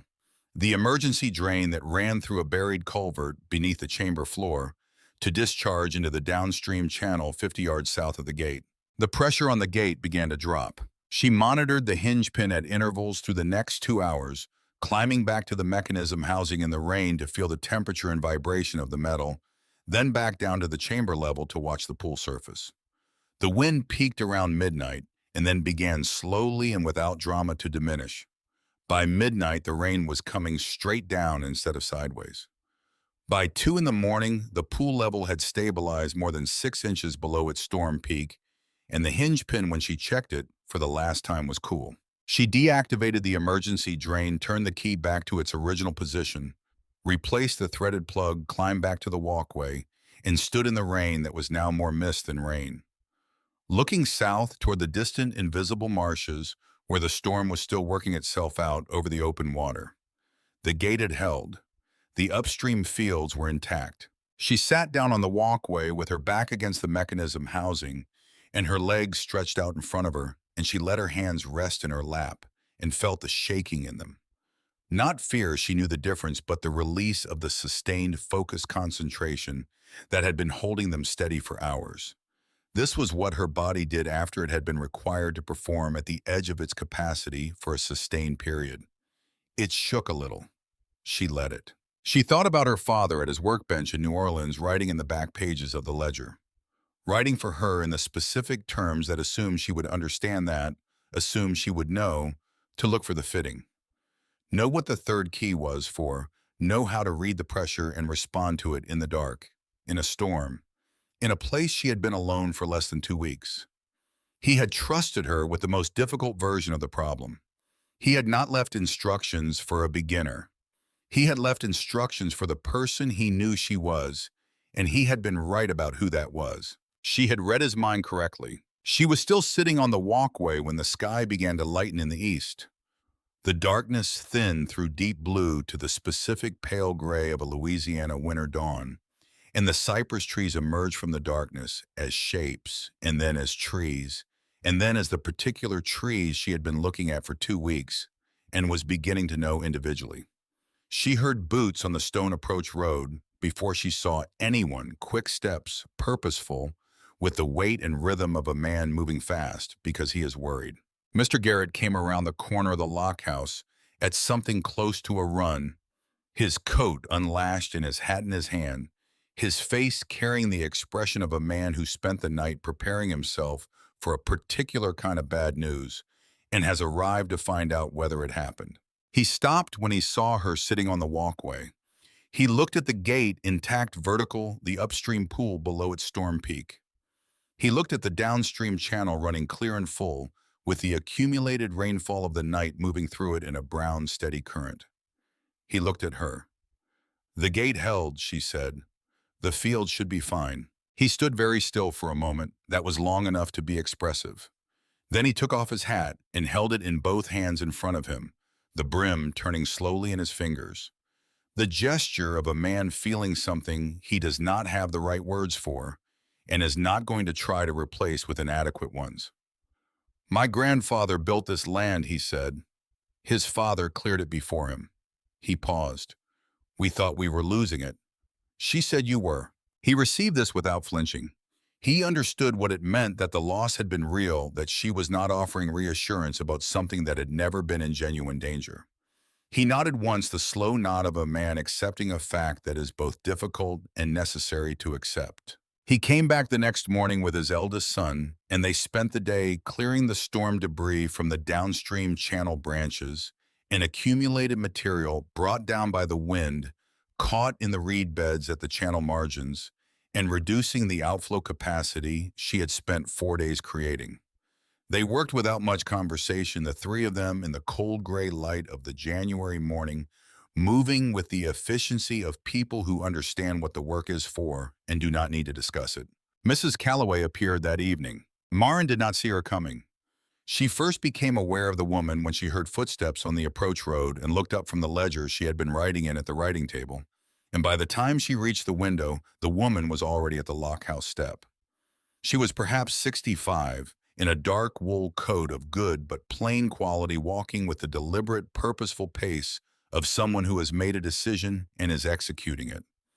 She set a basket on the lockhouse step without ceremony, a covered pot of something that smelled of the deep layered flavors of food that had cooked for a long time. A loaf of bread wrapped in cloth, a small stone jar, and then she looked up and found Marin at the window. They regarded each other across the intervening distance. "You're Ward's girl," the woman said. Her voice was firm and direct, the voice of someone accustomed to saying what she meant. Marin said, "I am." Mrs. Calloway nodded with the air of someone whose assessment has been confirmed and walked back up the road. The basket was there every morning after that, left before dawn, the previous day's empty crockery retrieved in the evening, never accompanied by any words or any expectation of acknowledgement. Just the daily presence of food on the step, which was its own kind of communication. Silas Harwick came in the second week of February. He was a carpenter from the next settlement south, referred by Aldred, a compact, quiet man in his mid-40s, who moved through his work with the economy of someone who has been doing one thing well for so long that the motion has become entirely automatic. He and Marin worked side by side on the gate planking she had identified and marked every compromise plank over the preceding week, probing the wood with a spike to test for soft spots beneath the surface appearance of soundness, and the list was longer than she had hoped, but shorter than she had feared. Harwick taught her in the course of the work without making a formal lesson of it, just saying the relevant thing at the moment. It was relevant the way good craftsmen teach the specific properties of the old-growth cypress they were working with. How to read the grain to identify where the strength lay and where the wood would split under lateral load. How to cut the mortise and tenon joints that would hold the new planks to the gate frame against the sustained pressure of the water. how to seal the finished work with a mixture of pine pitch and oakum that would set hard in cold weather and remain flexible enough in heat not to crack and lose its seal. She paid him from her father's gold coins, and he came back each day as a matter of course, without it being discussed as an arrangement that required confirmation.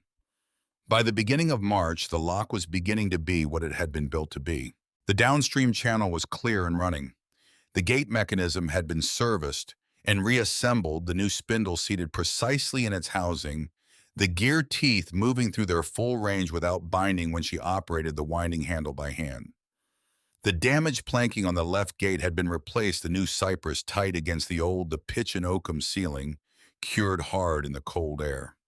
The settled stone seat on the east side of the chamber had been corrected by Aldred, who had cut dressed limestone shims to the exact thickness required to bring the seat back to level, and the left gate now hung vertical for the first time in 18 years. She had overseen all of it with her hands and her measurements and her decisions, not from the periphery, not as a supervisor delegating to people who did the actual work, but as the person who did the actual work alongside everyone else, who made the calls about sequence and method and tolerance when the calls needed to be made, who absorbed the knowledge of the craftsmen around her and applied it to the specific problems of the specific structure. The lockhouse had undergone its own transformation in parallel, worked on in the hours between the end of the day's work on the mechanism and the dark that ended all useful activity. She had reglazed the broken window panes, teaching herself the process from a description in one of her father's technical books, the glazing putty going on stiff and recalcitrant at first, and then smoothing under the knife as she found the right angle and pressure. She had mixed lime plaster and repaired the crumbling sections of the interior walls. She had found a small cast iron stove in the Crestwood General Store and paid to have it hauled down on a wagon, and the stove's steady contained heat had finally driven the endemic damp from the stone walls.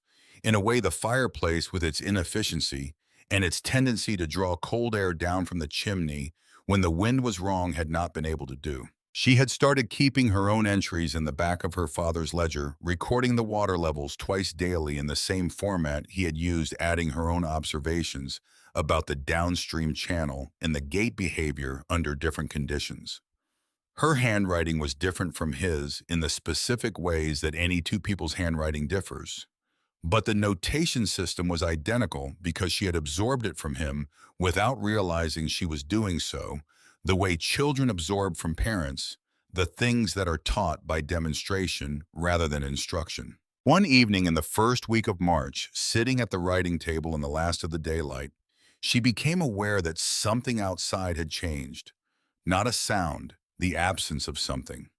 The egrets that had taken up residence on the downstream bank over the preceding weeks were gone, and the quality of the silence they had left was different from ordinary quiet, more attentive, like the moment before a change in weather. She went to the window and looked out. The channel was running well in the fading light, the water at the right level and moving at the right pace. The approach road was clear and properly drained. The herbs she had planted along the south wall of the lockhouse, a few hardy things from Mrs. Calloway's cutting garden, lavender and thyme, and one climbing rose that would not show itself until spring, were invisible in the gray dusk, but present, she knew, working their roots into the thin soil between the foundation stones. Everything was as it should be. She stood at the window and held the plumb bob up and let it find its stillness. She did not need to look at it. She knew by the weight and the cessation of movement in her hand that the line was true. She had held it so many times that the sensation of the vertical was something she knew in her fingers before she saw it. She was not the same person who had arrived at this lock 2 months ago. She understood that without needing to make an occasion of it. The work had changed her the way serious work changes people, not by adding something external, but by revealing what was already there, clearing the accumulated material away until the structure beneath was visible. The structure had always been sound. She had simply needed the conditions that would allow it to be seen. She put the plumb bob in her pocket and went back to the ledger and finished the day's entries in her own clear hand, which continued her father's record without interrupting it, one handwriting following the other, the way a river follows its course, the same river, the same direction, carrying different water. The morning Marin opened Grand Stillwater Canal lock for the first time, she did not announce it. She had told no one the exact date. She had not sent word to Garrett or Aldred, or Harwick had not mentioned it in the settlement when she went for supplies.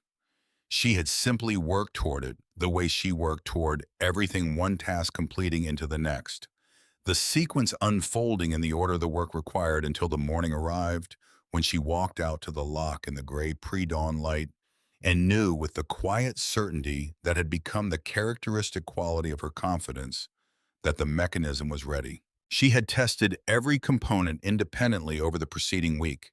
The winding gear moved smoothly through its full range when she operated the handle, the new spindle turning in its housing with the precise, almost imperceptible resistance of well-fitted machinery working within its design tolerances. The gate planking was tight and sealed, the pitch and oakum curing complete. Both hinge pins were properly seated and freshly greased. The stone seat beneath the left gate, shimmed level by Aldred, was carrying the gate load uniformly across its full width. The gate leaf hung vertical. The downstream channel ran clear for 200 yards. The upstream pool sat at the level her father's ledger predicted for early March. The winter rains had brought it up, and the pressure against the gate was substantial, which meant the test of the mechanism would be a real test.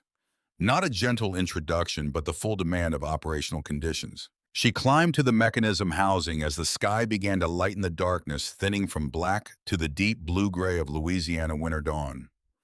She went through the pre-operation checklist her father had written in the first pages of the ledger, each item in the sequence he had specified, without shortcutting any of them, because he had written the list with the understanding that each item existed because something had gone wrong once when it was skipped. When she reached the end of the list, everything was in order. She positioned herself at the winding handle and took her grip. The handle was a long iron bar fitted to the head of the spindle, designed in the original installation for two operators, one on each end, their combined effort enough to turn the spindle against the gate under full pull pressure.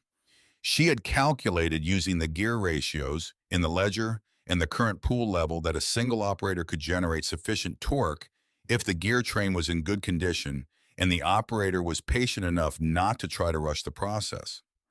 The calculation assumed the gear train was in good condition, which it now was. She set her feet against the platform, adjusted her grip, and applied force. The resistance was enormous. The full weight of the upstream pull was pressing against the gate. The gate was pressing back through the mechanism, and the mechanism was pressing back against her hands with the combined authority of thousands of gallons of water and 18 years of inertia. The handle did not want to move. She did not try to force it. She applied sustained, even pressure, not a burst of effort that would exhaust her before anything happened, but a continuous controlled push that asked the mechanism to yield gradually. The first degree of movement came with a deep structural groan that seemed to come from the whole lock rather than from any single component, the sound of timber and iron that has been static for 18 years, accepting under protest the fact of motion. Then the second degree, marginally smoother. Then the gear train found its engagement, the teeth meshing in the clean sequential contact of a properly fitted mechanism, and the handle began to turn. She heard the water before she saw it. A low, sustained rush that built from a whisper to a presence as the gate leaf moved through its first few degrees of opening. Not the violent, turbulent surge of water released without control, but a smooth, powerful flow moving through the widening gap between the gate face and the chamber wall with the specific sound of water that has found the path it was always supposed to take. She kept turning steady and deliberate, monitoring the sound for any indication of turbulence that would tell her the gap geometry was wrong. The sound stayed clean, the flow stayed smooth. At quarter open, she stopped and held the handle and looked down into the chamber. The water was moving. After 18 years of stillness of a pool held against a broken gate and a silted channel, the entire upstream system slowly losing its drainage and its farmers slowly losing their fields to the water that had nowhere to go. The water was moving. It entered the chamber from the upstream pool in a broad, even sheet and accelerated through the gate gap into the downstream channel in a focused current spreading as it entered the cleared section, finding its velocity and its depth, running south toward the marshes, with the purposeful quality of water that has been restored to its function. She stood at the winding handle and watched it for a long moment. Then she heard boots on the approach road. Mr. Garrett came first, his eldest son half a step behind him, both of them moving with the rapid, directed quality of men who have seen something unexpected and are responding to it before they have fully understood what they are seeing. They stopped at the edge of the platform and looked at the downstream channel, at the water moving in it with purpose and volume, the surface alive in the morning light, the reed beds at the channel margins bending slightly in the current the flow was creating. Garrett's son said nothing. He put his hand on his father's shoulder and stood there. Garrett himself was quiet for a time that communicated through its length more than speech could have. He was a man who had watched this land go underwater by degrees for the 18 years since the lock had failed, who had recalculated every season what he could plant, and where and how much of what he planted he might lose before harvest. He had inherited the problem the way he had inherited the land, as a fixed condition of his existence, something to be worked around rather than solved. He was watching it be solved. He looked up at Marin on the mechanism housing. His face had the stripped quality of a man who has given up expecting something and is confronted with its return. How long, he said, before the upstream levels drop enough to drain the Northfield? She said, at this gate position 3 days, if I open to half by Friday a week. He understood the answer, understood that she was managing the drawdown deliberately, that dropping the pool level too rapidly would create pressure differentials in the bank soils that could cause slumping, that this was a process requiring judgment at each step rather than simply a valve being opened. He had not expected her to know that. The further adjustment of his assessment of her was visible in his face. He said, my grandfather paid a toll to move his first bale of cotton through this lock. He thought that was fair. She said, the arrangement my father proposed in his letter is fair. I will keep those terms. He held out his hand. She came down from the housing and shook it. His hand rough and large and marked with decades of fieldwork, hers smaller but carrying the same evidence of sustained use in the same places. He held the handshake a moment past the purely formal and then released it and walked back down the approach road with his son, and she climbed back up to the mechanism housing and began the slow, attentive work of managing the gate through the first hours of its first operation. By mid-morning, the news had arrived at the settlement without any deliberate communication on her part, through whatever channels a small, close community uses to stay informed about things that matter to it. By noon, Mrs. Calloway had appeared at the lockhouse step with food for more people than just Marin and Aldred had walked down from the settlement with his apprentice boy. 2 farmers she had not met, men from properties further north beyond the Garrett land, who had their own history of losing ground to the rising water, appeared at the lock approach in the early afternoon with their hats in their hands, and questions that were not really questions, but were expressions of something they did not have the vocabulary for. She answered them directly and without condescension, using the correct technical language and translating it where necessary into practical terms. The gate will be at half open by Friday. The north sections of your field should show water dropping early next week. If the spring tides run high, I will hold the gate through the surge and release on the ebb. She spoke the way her father had spoken to the farmers and landowners who had come to his workshop in New Orleans as a practitioner, explaining her practice, the information flowing in one direction because she had it and they needed it.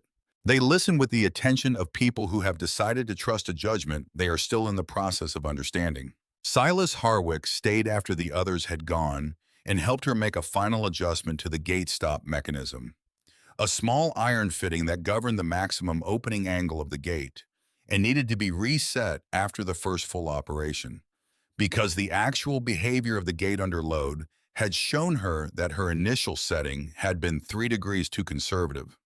They worked together in the late afternoon, the channel running below them, and when it was done, Harwick stood back and looked at the full length of the restored lock with the expression of a craftsman regarding finished work that has held up to the test. He said, it'll hold. I've worked on a good many timber structures in this parish. This one will hold. She knew he was right. She had been inside every joint and every fitting and every bearing surface of this mechanism over the preceding weeks, and she knew its condition the way a physician knows a patient. They have examined thoroughly from direct contact with every part, not from inference. She thanked him. He collected his tools and walked north up the creek road in the last of the light, and she stood alone on the lock platform and listened to the water moving in the channel below, with the steady, clean sound of a system operating within its design. The sound her father had heard from this lock in his imagination for 20 years, while he kept his records and waited for the right person to come and make it real. She went inside, lit the stove, and cooked the simple meal that had become her evening routine. And then she opened the ledger and wrote the day's entries. The date, the water levels upstream and downstream at each of the 3 measurement times, the gate position and the duration of operation, the weather and the wind direction, and the observed behavior of the downstream channel. And then in the margin, she had claimed for her own observations the white space at the edge of her father's columns that he had not used. She wrote 4 words. First operation. Gate held. She closed the ledger. Outside, through the stone walls of the lockhouse, she could hear the water. The sound of it was different from anything she had heard in this place before. Not the silence of a stopped system, not the intermittent sounds of work in progress, but the continuous, low-sustaining voice of a machine doing what it was made to do. She sat with it for a while in the warmth of the stove. She was not expecting Sylvie. 3 weeks after the first operation of the gate on a Wednesday morning in late March, she was on the downstream bank, clearing reed growth that had reestablished itself in the warmer weather, the spring coming early as it often did in the Terrebonne Bayou, with a warmth and speed that required attentiveness to stay ahead of when she heard a horse on the approach road. Not Garrett's draft team, whose heavy regular cadence she knew well by now. Not Aldred's bay mare, which moved with the slightly irregular rhythm of an older horse that had developed a preference for its left lead. A different horse moving at a different pace, carrying what she assessed from the sound as a lighter load. She straightened and shielded her eyes against the morning sun. The woman on the horse was dressed for travel rather than visiting a plain dark coat without ornamentation. Her hair arranged simply in a way that suggested self-arrangement rather than the assistance of a maid. She sat well on the horse with the ease of long familiarity, and she had come alone. No second horse, no accompanying rider, no carriage following behind. Sylvie Pratt, born Sylvie Ward, eldest daughter of Elias Ward, 28 years old, dismounted at the lockhouse step and tied her horse to the iron ring Marin had cleaned and rebolted to the wall 2 months ago, thinking of Garrett's horse when she installed it. She stood for a moment with her hand on the horse's neck, looking at the lockhouse, the reglazed windows, the repaired stone around the doorframe, the herbs along the south wall beginning to show the first tentative green of spring growth. Then she turned and looked at the lock itself. Marin watched her take it in, standing on the downstream bank with her rake in her hand. It was not what Sylvie had expected. She could see that in the specific quality of stillness that came over her sister's face, the look of a person whose internal picture of a situation is being revised by evidence that does not match it. She had come, Marin understood, expecting to find something manageable, a project on a modest scale, a younger sister in a difficult situation that could be addressed with a combination of sympathy and practical suggestions, perhaps an offer of some kind carefully worded to avoid implying obligation. She had not expected to find Grand Stillwater Canal Lock fully restored and in operation, the downstream channel running clear and geometrically precise between its managed banks, the approach road solid and properly drained, the gate mechanism visible in its housing above the channel with its iron components clean and its timber components new. She had not expected to find the thing working. They looked at each other across the stone platform. The water moved in the channel between them. Sylvie said father never told us about this place. Marin said he told the one who would understand. There was no cruelty in it. She said it the way she said most things, directly with precision, as a statement of fact rather than an accusation. It was simply true, and they both knew it was true, and the truth of it was its own kind of weight.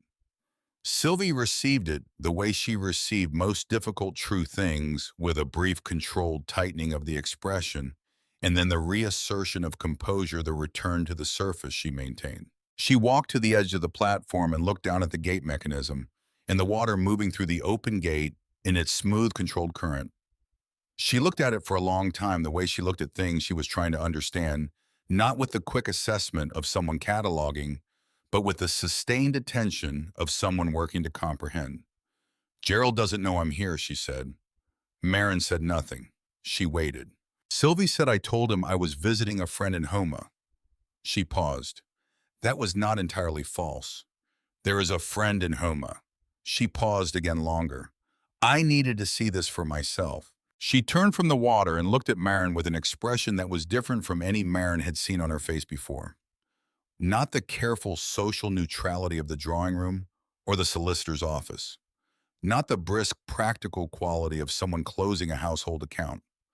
Something older and less managed, something that had been under those surfaces all along and was showing now in this place, possibly because this place required it. She said I didn't know he was going to do what he did, with the will. Marin said I know. She did know. She had understood it at the time, sitting in Stonham's office with the plumb bob in her pocket, and nothing in the weeks since had caused her to revise the understanding. Sylvie was not a cruel woman. She was a woman who had organized her life around the things that could be clearly valued: security position, the respect that comes from being seen to have made the correct choices, because the alternative was to spend her life in the uncertainty that comes from valuing things that cannot be simply measured or exchanged. She had not set out to wrong her sister. She had simply oriented herself toward what she could see and not looked carefully at what was outside that range. Sylvie said, "What he left you?" She gestured at the lock house, at the channel running south toward the distant marshes, at the whole of the restored system. This, Marin said, yes. Sylvie looked at her for a moment. Then she said quietly, in the tone of someone saying something they have been working toward for some time, "He always knew, didn't he? Which one of us would understand it?" Marin said yes. The single syllable carried everything it needed to carry, and neither of them tried to add to it. She showed Sylvie the lock. She took her through the mechanism housing and explained the winding gear, the gear ratios, the spindle and its bearing surfaces, the service plate system, and the specialized keys in terms that assume no prior knowledge of engineering, but assume full adult intelligence, the way her father had always explained things to people who were encountering them for the first time. She showed her the ledger, 20 years of her father's data, followed by 2 months of her own. She showed her the tin box with its tools and the letters Elias had prepared for Aldred and Garrett. Sylvie held the third key for a moment, the specialized key for the emergency drain valve, the one Marin had used in the storm. She turned it in her hand, feeling the unusual bit profile. Marin said he found a design feature in the original builder's records, an emergency pressure relief valve installed in the chamber wall during the initial construction. It had never been activated. He put the details in the ledger for me and had that key made. Sylvie said, "And you knew how to use it?" Marin said I knew how to read his instructions. Sylvie set the key down on the writing table carefully, as though it were something that required care. She was quiet for a moment. Then she said, "Gerald's firm has been struggling. The contracts that came with Ward and Associates when they acquired it, several have not renewed. The clients had a loyalty to your father's name and reputation rather than to the firm itself." Marin said nothing. The arithmetic was clear enough. Sylvie said Winifred's Douglas extended himself last year on a warehouse property that has not returned what he expected. She was not asking for anything Marin understood. She was reporting.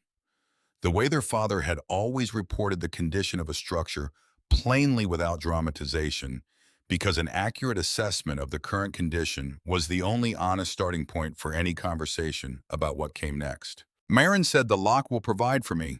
The farmers pay a quarterly fee for water management. It is not large, but it is reliable, and it is honest work. Sylvie said yes. She looked out the south window at the channel running in the afternoon light. "I can see that." They had lunch together at the writing table with food from Mrs. Calloway's basket divided between them, and they talked about the ordinary things that people who have a complicated history between them talk about when they are feeling their way towards something new. The weather and the difficulty of finding reliable help in New Orleans, and what the new owners had done to the magnolia tree in the garden of the Garden District house, which was apparently quite wrong. They talk carefully in the way of people who have a great deal more to say and are not yet certain how to say it, finding the shape of a conversation that had not existed between them before. It was late afternoon when Sylvie untied her horse. She mounted with the ease of long practice and sat for a moment looking down at Marin on the lockhouse step. She said, "You look like him." She paused. "You've always looked like him." "I don't think I ever said that to you."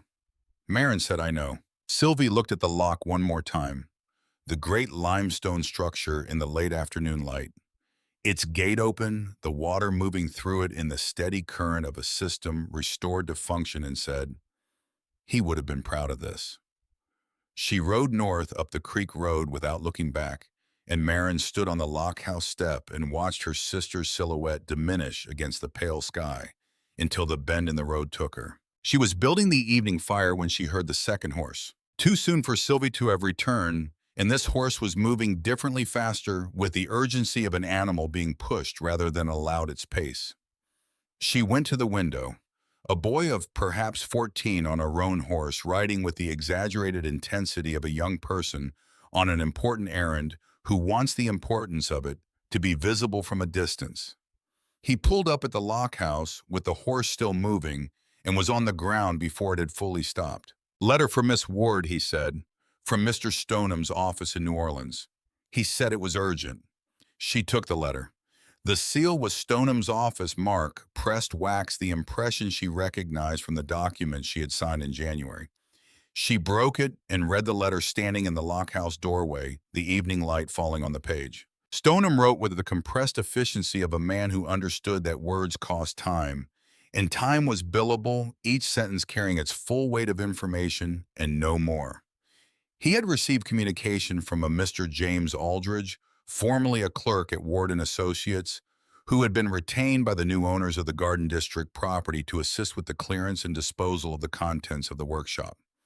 In the course of this work, Aldridge had discovered a secondary compartment built into the base of Elias Ward's main workbench, a concealed drawer operated by a mechanism that Aldridge recognized from a similar piece of furniture he had seen Ward use years before.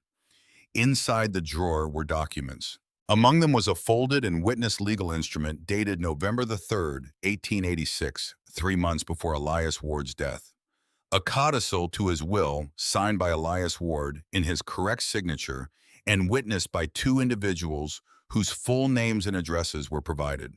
Prepared Stoneham noted carefully in the correct legal form required for such an instrument in the state of Louisiana, fully executable. The codicil stated in the precise language of a legal document that means to be unambiguous that the property at Stillwater Creek, Terrebonne Parish, the lock structure, the lock house, all associated land, and all water rights appurtenant to the property was to pass to his daughter, Marin Eliza Ward, as her sole and exclusive property outside the division of the primary estate, not subject to any claim by the other beneficiaries of that estate. And at the bottom of the codicil, in a notation in Elias Ward's own hand, not part of the legal instrument, but clearly written at the same sitting in the same ink added after the formal language was complete, a single paragraph. Stoneham had transcribed it in his letter precisely as written. She will have found this place by the time anyone reads this. She will have made it work. This is not a bequest of something she needs by the time these words reach her. She will not need it. It is a confirmation of something she has already earned. Marin read the letter twice. Then she folded it and held it in both hands and stood in the doorway of the lockhouse while the last light of the March day moved across the bayou in long, low angles, catching the surface of the downstream channel and firing it briefly to gold before the sun dropped below the tree line, and the gold became the soft gray of early evening. She had owned this place from the beginning. Stoneham's letter contained one additional piece of information set down in the same careful, neutral, professional prose, but carrying beneath that surface a quality that was close to apology. The codicil had been prepared with the assistance of a junior clerk at Stoneham's own office. Standard procedure required that the clerk produce a copy for the office records. The copy had been made and filed. It had not come to Stoneham's attention before the January will reading because the clerk who had prepared it had left the firm in the autumn before Elias Ward's death and his files had not been reviewed before the reading. He added one further note: a courtesy copy of the codicil had been transmitted at the time of its execution to the offices of Pratt and Holt Standard Practice, when an instrument affected parties with a known interest in the estate. Whether that copy had been received and read, and what had been done with the information it contained, he did not speculate upon. He left that arithmetic as he put it to her. She stood with the letter and thought about Gerald Pratt and Douglas Holt, standing in Stoneham's office in January, like a pair of deliberate shadows, and about what it meant that a courtesy copy of the codicil might have reached their offices before the will reading, and about the fact that neither of them had said anything. She thought about the specific words Stoneham had chosen speculate, and what it told her about what he believed and what he was not going to say. She thought about Sylvie riding north up the creek road right now, with a late light on her back, not knowing what was in this letter.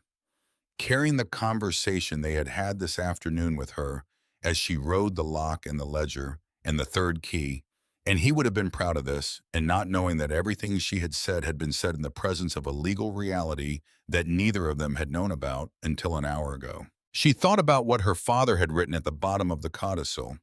This is not a bequest of something she needs. By the time these words reach her, she will not need it. He had known. He had known that the legal instrument would surface eventually through a diligent clerk, through the clearance of the workshop, through the ordinary processes of time and attention, and he had known that by the time it did, she would have already made the thing real. He had trusted her to do that without the protection of the paper. He had not left her a legal claim to stand on. He had left her a lock to restore because he understood that a person who stands on their own work stands on something more solid than any paper. She wrote to Stoneham the next morning at the writing table before dawn, in the clear economical prose she used for all correspondence, directing him to confirm the codicil's validity through the correct process, and to record the instrument with the parish, and to contact her at Stillwater Creek when this was complete. Brief, precise, without elaboration. Then she wrote a second letter addressed to Sylvie. This one took longer, not because she did not know what to say, but because she was being careful with how she said it. She wrote 3 versions before she arrived at the one she kept. She wrote the facts plainly, the codicil, its contents, its legal status. She wrote that she did not intend to pursue any action regarding the division agreement signed in January because the $500 had already been spent and the rest of the estate was dispersed, and there was no practical purpose in relitigating what was done. She wrote one additional sentence. She wrote that she understood her sister had not known about the codicil. She wrote this without elaboration because the elaboration was not necessary. Sylvie was intelligent enough to understand precisely what was being said and what was being left unsaid on the subject of the people who might have known. She sealed the letter and gave it to the supply wagon driver on his next run north. The spring came to the Terrebonne Bayou, the way spring always comes to that landscape, not with the sharp, sudden arrival that marks the season change further north, but by degrees, the quality of the light shifting from the flat, directionless gray of winter to something with angle and warmth to it, the vegetation responding long before the air temperature would have suggested it should, the cypress trees putting out their new growth in a pale, delicate green that looked improbable against the dark water below. The fields drained. She watched it happen week by week, the standing water retreating from the north sections of the Garrett land, the dark soil emerging and drying in the spring sun, the rows going in for the first planting on ground that had not been productive in years.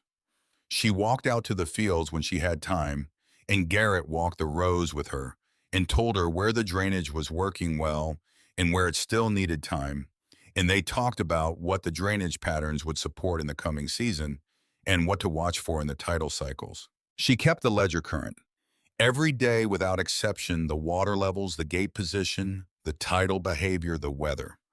Her entries had grown more detailed than her father's over time, because she was building a different kind of knowledge from his. He had observed the system for 20 years from the outside. She was learning it from inside, from the daily practice of operating it.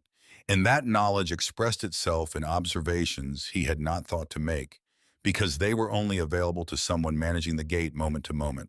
She was building a record that would outlast her the way his had outlasted him. The accumulated intelligence of careful, sustained attention passed forward through time to whoever came after, whoever would someday open this ledger and find her handwriting following his and understand something important from the mere fact of that continuity. Stoneham wrote in April confirming that the codicil had been validated and recorded with the parish. Maren Ward's ownership of the Grand Stillwater Canal Lock property was now, in addition to being the physical reality she had established through her own work, a legal fact of unambiguous standing. She read the letter, placed it in the tin box alongside her father's letter, and went back to work. A letter from Sylvie came in May, brief and precisely structured as all of Sylvie's written communication was each thought given its own sentence, each sentence carrying its exact intended weight and no more. She wrote that she had received and understood Maren's letter. She wrote that Gerald had been informed of the contents. She wrote that she hoped the spring was treating Stillwater Creek well and that the farming families were finding the restored lock a benefit. At the bottom below, her signature in ink that was slightly different in color from the rest of the letter added after the main text was complete in the margin in a hand that was less controlled than Sylvie's usual precision 4 words. "You were right to go." Maren read those 4 words several times. Then she placed the letter in the tin box with the others. On an evening in late May, with the bayou in its full extravagance, the cypress trees fully leave the air warm and layered with the complex scent of water and green growth, and the distant salt of the Gulf moving in on the evening breeze. The wading birds at their most active in the warm shallows, the whole landscape alive with the particular abundance of a Louisiana spring, she climbed to the top of the lock structure. Not to check anything, not to make an adjustment or take a measurement, simply to stand at the highest point of the things she had restored at the end of a day that had been full and honest, and look at what her father had left her and what she had made of it. The downstream channel caught the last light and held it a long, bright line, running south through the darkening landscape until it curved and was received by the cypress trees. The upstream pool was at the correct operational level. She could read the level from here without instruments, the pool surface sitting exactly where it should sit relative to the reference marks on the chamber wall that she had been reading twice daily for months. To the north, the Garrett fields were green with the first planting, the rows running straight, and even in the low light, the soil dark and productive in the way of soil that has been properly drained and given back its productive capacity. The lockhouse below her was lit from within by the lamp on the writing table. The herbs along the south wall had bloomed the lavender, putting out its early spikes, the thyme spreading low along the foundation stones, the climbing rose beginning to show the first bud cases of what would be in a few weeks flowers. The chimney stood straight, its courses level, the mortar she had repaired holding exactly as she had intended it to hold. The door was on its hinges. The windows were glazed. She took the brass plumb bob from her coat pocket and held it up, and let the line run out from her fingers until the bob hung free in the still evening air. It found the vertical and held at the point hanging directly below the ring. The line taut and straight in the windless air. The true vertical indicated with the complete reliable certainty of physics, operating without preference or sentiment. The same vertical it had indicated when she stood at the base of the lock structure in January with the boatman rowing away behind her. The same vertical it had indicated when she sat in Stoneham's office, with her hands still in her lap and the words of the will settling around her. The same vertical it always indicated because the vertical did not change, because that was its entire value. Her sisters had taken the house and the business and the money. They had taken the things that could be cataloged and assessed and deposited, and displayed the things that communicated value in the language of the world they had chosen to live in.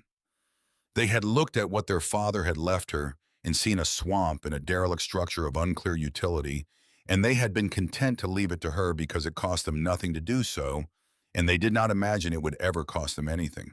They had not understood, could not have understood, because they had spent their lives learning to see value in a different way, that what their father had left her was not a piece of land. It was a problem that required exactly the capabilities he had spent 20 years observing and trusting in her. It was the knowledge of how to read a system and understand its pressure and find the true vertical and build from there.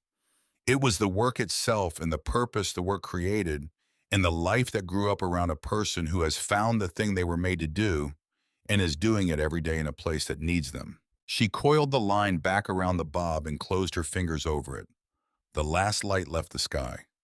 Below her, the water moved in the channel, steady and purposeful, held to its course by the gate that held, and the mechanism that worked, and the woman who understood both and came out every day to tend them. She climbed down from the lock in the dark, moving by the feel and familiarity of a structure she knew as well as she knew her own hands, and went inside to write the day's entries in the ledger before the night was fully dark.